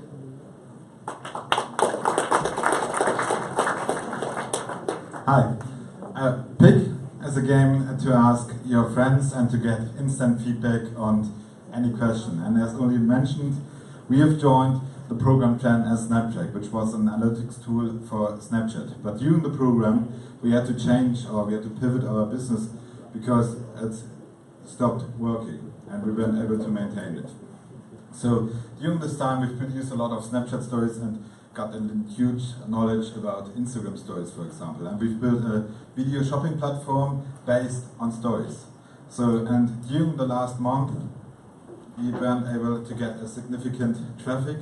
And as we spent so much time on Instagram and Snapchat and watching all the stories, we figured out that stories have turned Instagram into a game. So the initial thought of Instagram stories was to bash the growth of Snapchat. But what the users have done is to create a new game called Bingo. And here are the rules. And bingos are not like the lottery game, it's more like a question answer or a survey game. So you have several accounts posting, so yeah, those bingos here, for example, this is a question, so this summer I would do, and down below there's a grid, this is why it's called bingo, with answering options. So and now if you want to take part in the game, you have to do like a screenshot of it and repost it to your Instagram story, and there you mark what you will do, and afterwards you will share it with your followers. Yeah, but Instagram is not made for bingos. So imagine you're 13 years old and have no idea of Photoshop, for example. All your cool friends can do these bingos, but you can't, you just can answer them. And bingo is basically based on the idea of the small little papers which probably all of us shared with friends in school. And the bingos in the digital world are just the small little papers on steroid. That's why we invented the platform PIC. PIC makes it very easy to create these bingos, and yeah, we call them PICs on our platform. You just select a color for your card, phrase a question, add some answers to it with some emojis, and post it into the bingo feed. Then our community is waiting for your question and is answering your question within minutes. Later on, when you come back, you see your statistics, how many people have seen your question, who answered what, and every user has a profile where everybody can see which questions he has created or which questions he or she has answered, and how many PIC points you have collected, which is our rating for the users. Of course, our community has to grow. That's why we see ourselves at the moment more as a tool.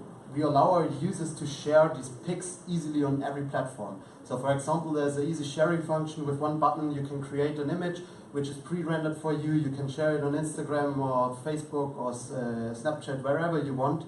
Also you can share the PICs via a small link with your friends, where your friends can do it also in the web version. So what's happening right now is we're flooding Instagram with PICs. These are just some examples. In the last weeks, every day, hundreds of PICs are getting shared on Instagram via our share functions. For example, this one below down there is also a dedicated fan page to our app, and it's not the only one. They are popping up new every day. Yeah, so we launched PIC almost 4 weeks ago, and within the first days we gained over 200 early adopters that help us to evolve the platform and to evaluate new features. And then we've tested some marketing campaigns, and with an Instagram campaign we reached a download of less than 12 cents. So, and then last Friday we've invented a new growth hack, and within the last 3 days we've almost tripled our user base. And now there are over 25,000 answers every day, ongoing and answered. Yeah, we target those who have digital in their DNA. We target those for who is Facebook not of even any relevance.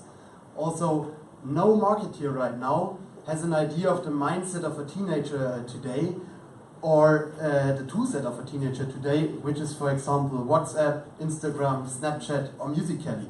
But we do, and we place PIC right into these target groups and right in between of these apps.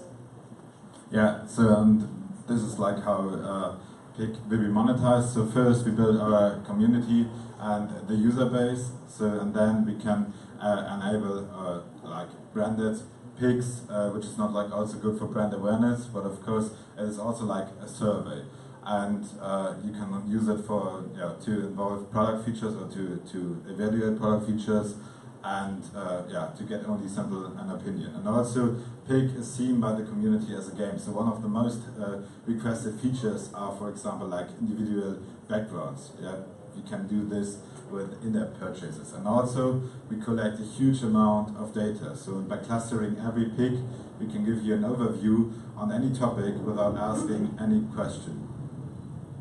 Yeah, and as I said, so PIC is seen by the community as a game. So unlike other survey tools, which are like filling out forms we all not enjoy, PIC is about like asking and creating questions and get to know more about each other. So, and as I guess you heard the first time of Instagram Bingo, and PIC is the first bingo app. So we managed to build the platform in about 2 weeks. We managed to get the platform up to speed in about 4 weeks.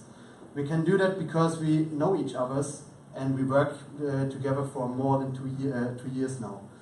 Since I'm working with Marvin, we built Snaptrack, we built Hallin. This on the right side is Dennis, my former co-founder. I built a messaging app called Instantly together with him. We rejoined and built a new team. So with the knowledge of Marvin about the teenage toolset, with his marketing skills, with the skills of Dennis in design and development for iOS applications, and mine in server and Android applications, we're forming a great team. That's what I call a bromance.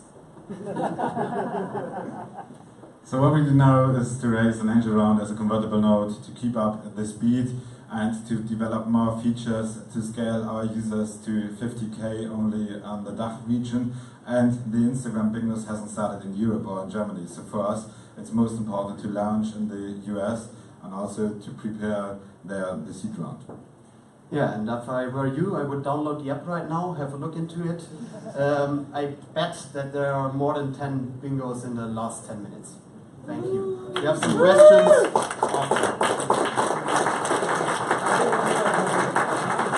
Great, guys. Thank you very much. I cannot download right now. I'm still figuring out the mindset of a 13-year-old girl. A pretty hard task for me to do at that time of the day. I have 2 daughters, that's true. But they're too young. They're not your target group. They're 9 years, but they'll get there. Yeah. I'm not. Huh? They have a smartphone, yeah. And their favorite app is WhatsApp right now. Yeah, and not Facebook. Not Facebook at all. No, it's WhatsApp. So, focus. Last but not least, a young entrepreneur from the Netherlands, I wanted to say, but it's more Hamburg. His name is Malte. He has been here a couple of batches ago, and he has a growing business and is eager to share that with you. Please give it up for Malte from Food Guide. Woo! Bring it up. Thanks. Okay, last but not least, I try to really sum it up. Maybe I can skip some slides to really not bother you. I've been here in like 12 months ago, standing here, but the upper side of the room. Happy to be here again. Maybe some of you remember me or my company. I will start with the same short story. So all of you imagine you are on a business trip in a new city, let it be Barcelona, and you want to go out for dinner. what will you do? You will Google it, right? And that will take you about 2 hours or maybe more of research to find your perfect food match. But what if you had a personal guide that knows exactly what you want wherever you are? This is Food Guide. Actually, I missed the clicker, right? Yeah. This is Food Guide, your local foodie in your pocket.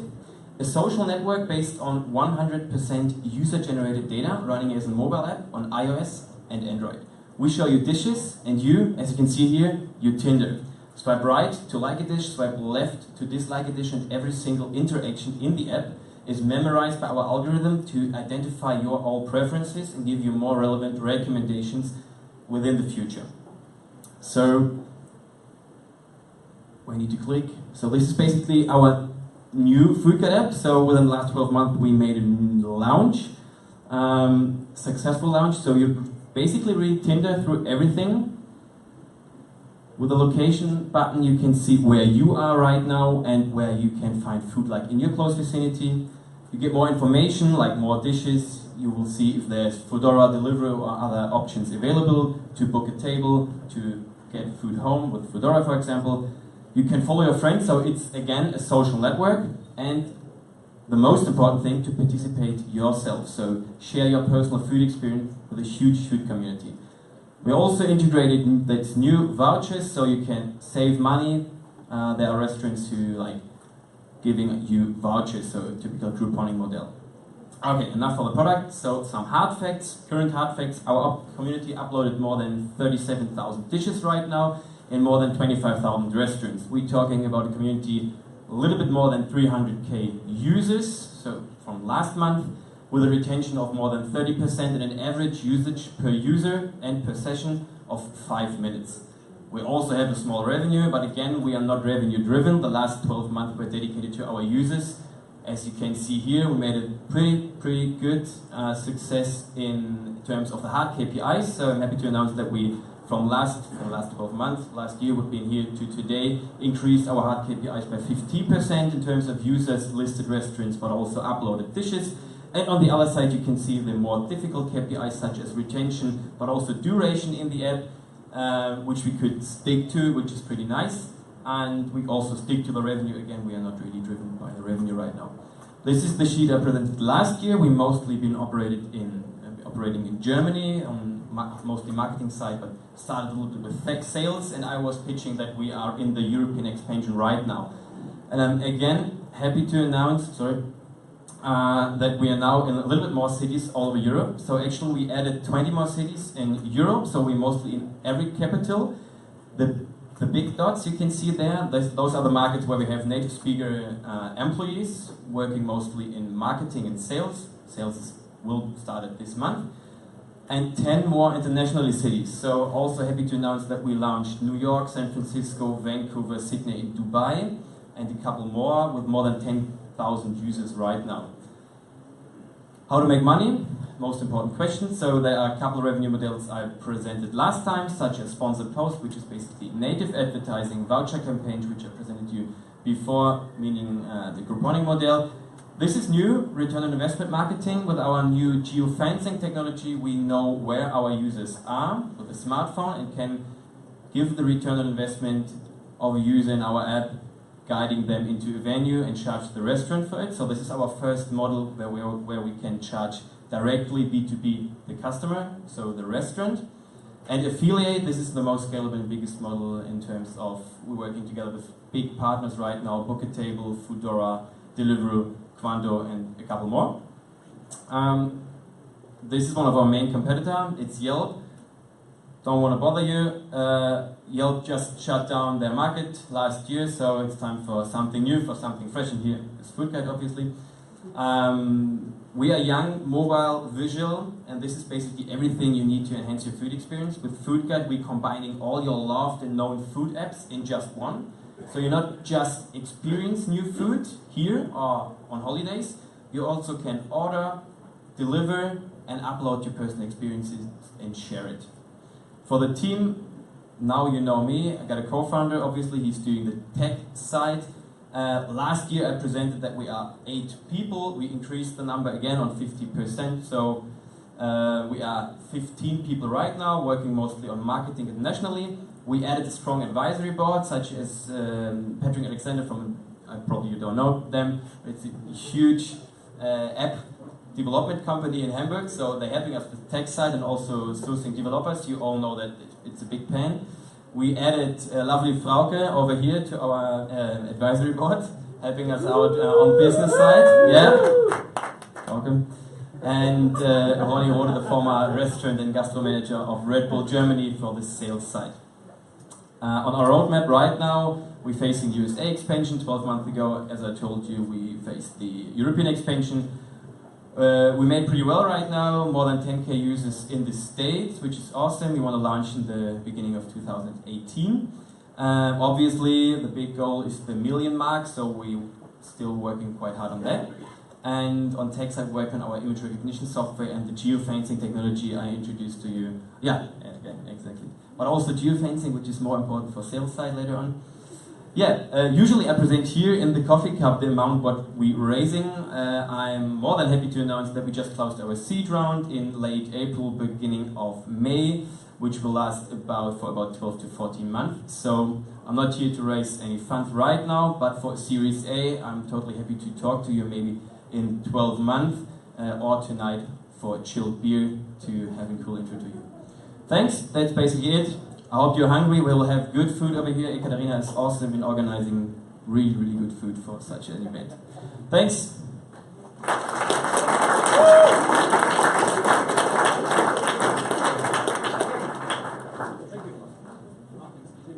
Okay, thank you very much, Malte. Thank you very much to all of our startups. This is your applause. And now, please keep your attention here on the stage for a couple more minutes. Frauke and Jörg, what are your impressions? As always, I think we are super happy with the performance of the startups. It's always the same, they practice and practice, and for me at least, every time again on demo day, it's the best performance. So thank you very much to all of you.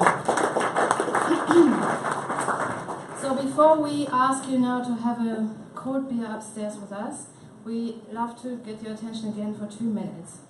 And we have to ask all of you to help us in a rather sad situation, because we have to say goodbye today to 2 of our team members. Yeah, one is really sad and the other is sad and really cool. Right. So can we please ask the 2 who are hiding? Ekaterina and Daniel, come here. Because Ekaterina started her very own incubation project, number 2. We have to say goodbye to her for hopefully not too long. And Daniel will move on in his life. We are an accelerator, so he's accelerated now. I think you all met both of them. Obviously, both of them will leave a big hole in the team. Temporarily for Ekaterina, luckily. I mean, she's been the mastermind behind all the demo days until now, so we'll see how this works in future. But she will come back next year. So this is only a temporary goodbye for Ekaterina. Applause, please. And thank you, Ekaterina, for everything you've done for us. And also thank you, Daniel, for everything you've done. There's not enough time to really talk long. I will do that in person. I mean, Daniel's been here for more than 3 years, I think, even longer than I have, so he's seen it all. He knows all the startups. He knows probably every one of you better than I do. We will miss him a lot. He reminds me every day to smile, which I tend to forget sometimes. So I don't know how that will work in future. Anyway, thank you so much for having gone through this with us.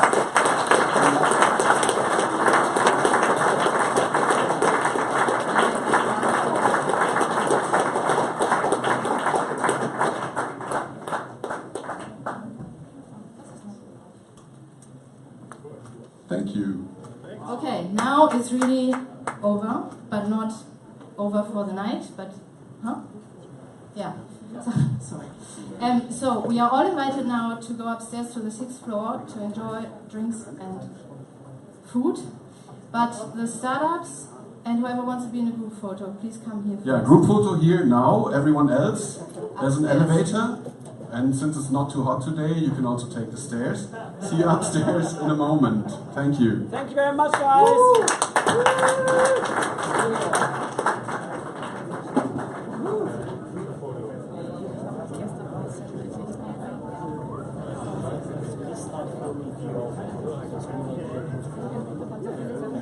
Just facing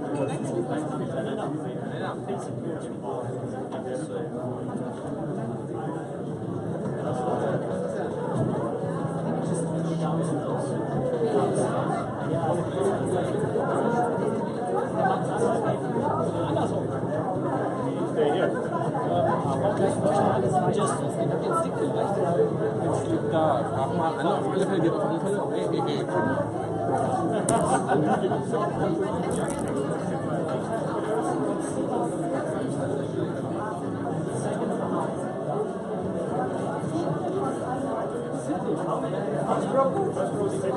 Why don't they just stand on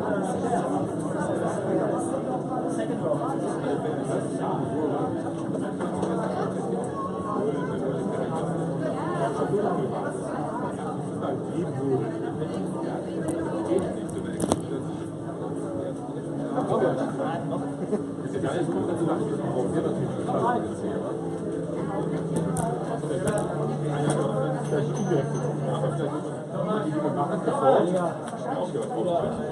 Aber trotzdem, ich in der Augenblick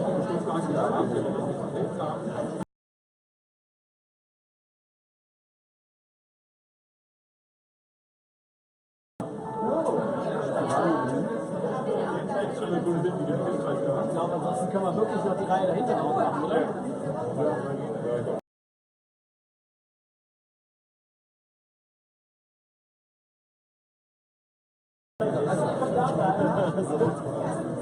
Dominic, how do you want us? That's fine. Let's wait.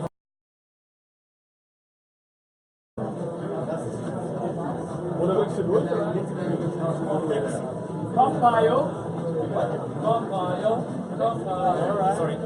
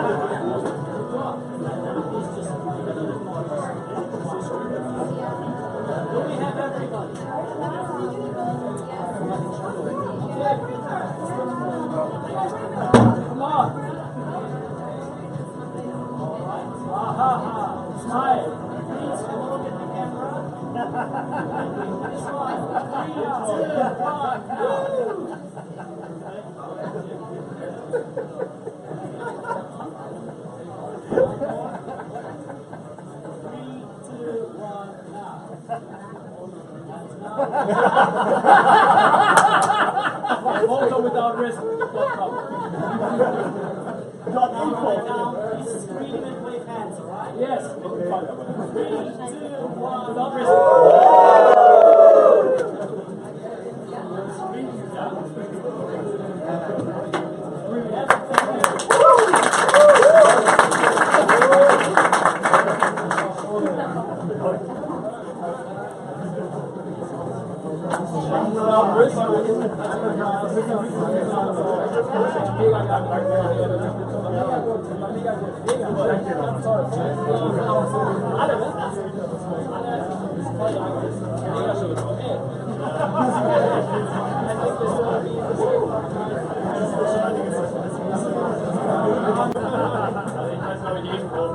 Ja, kannst du mal mitnehmen?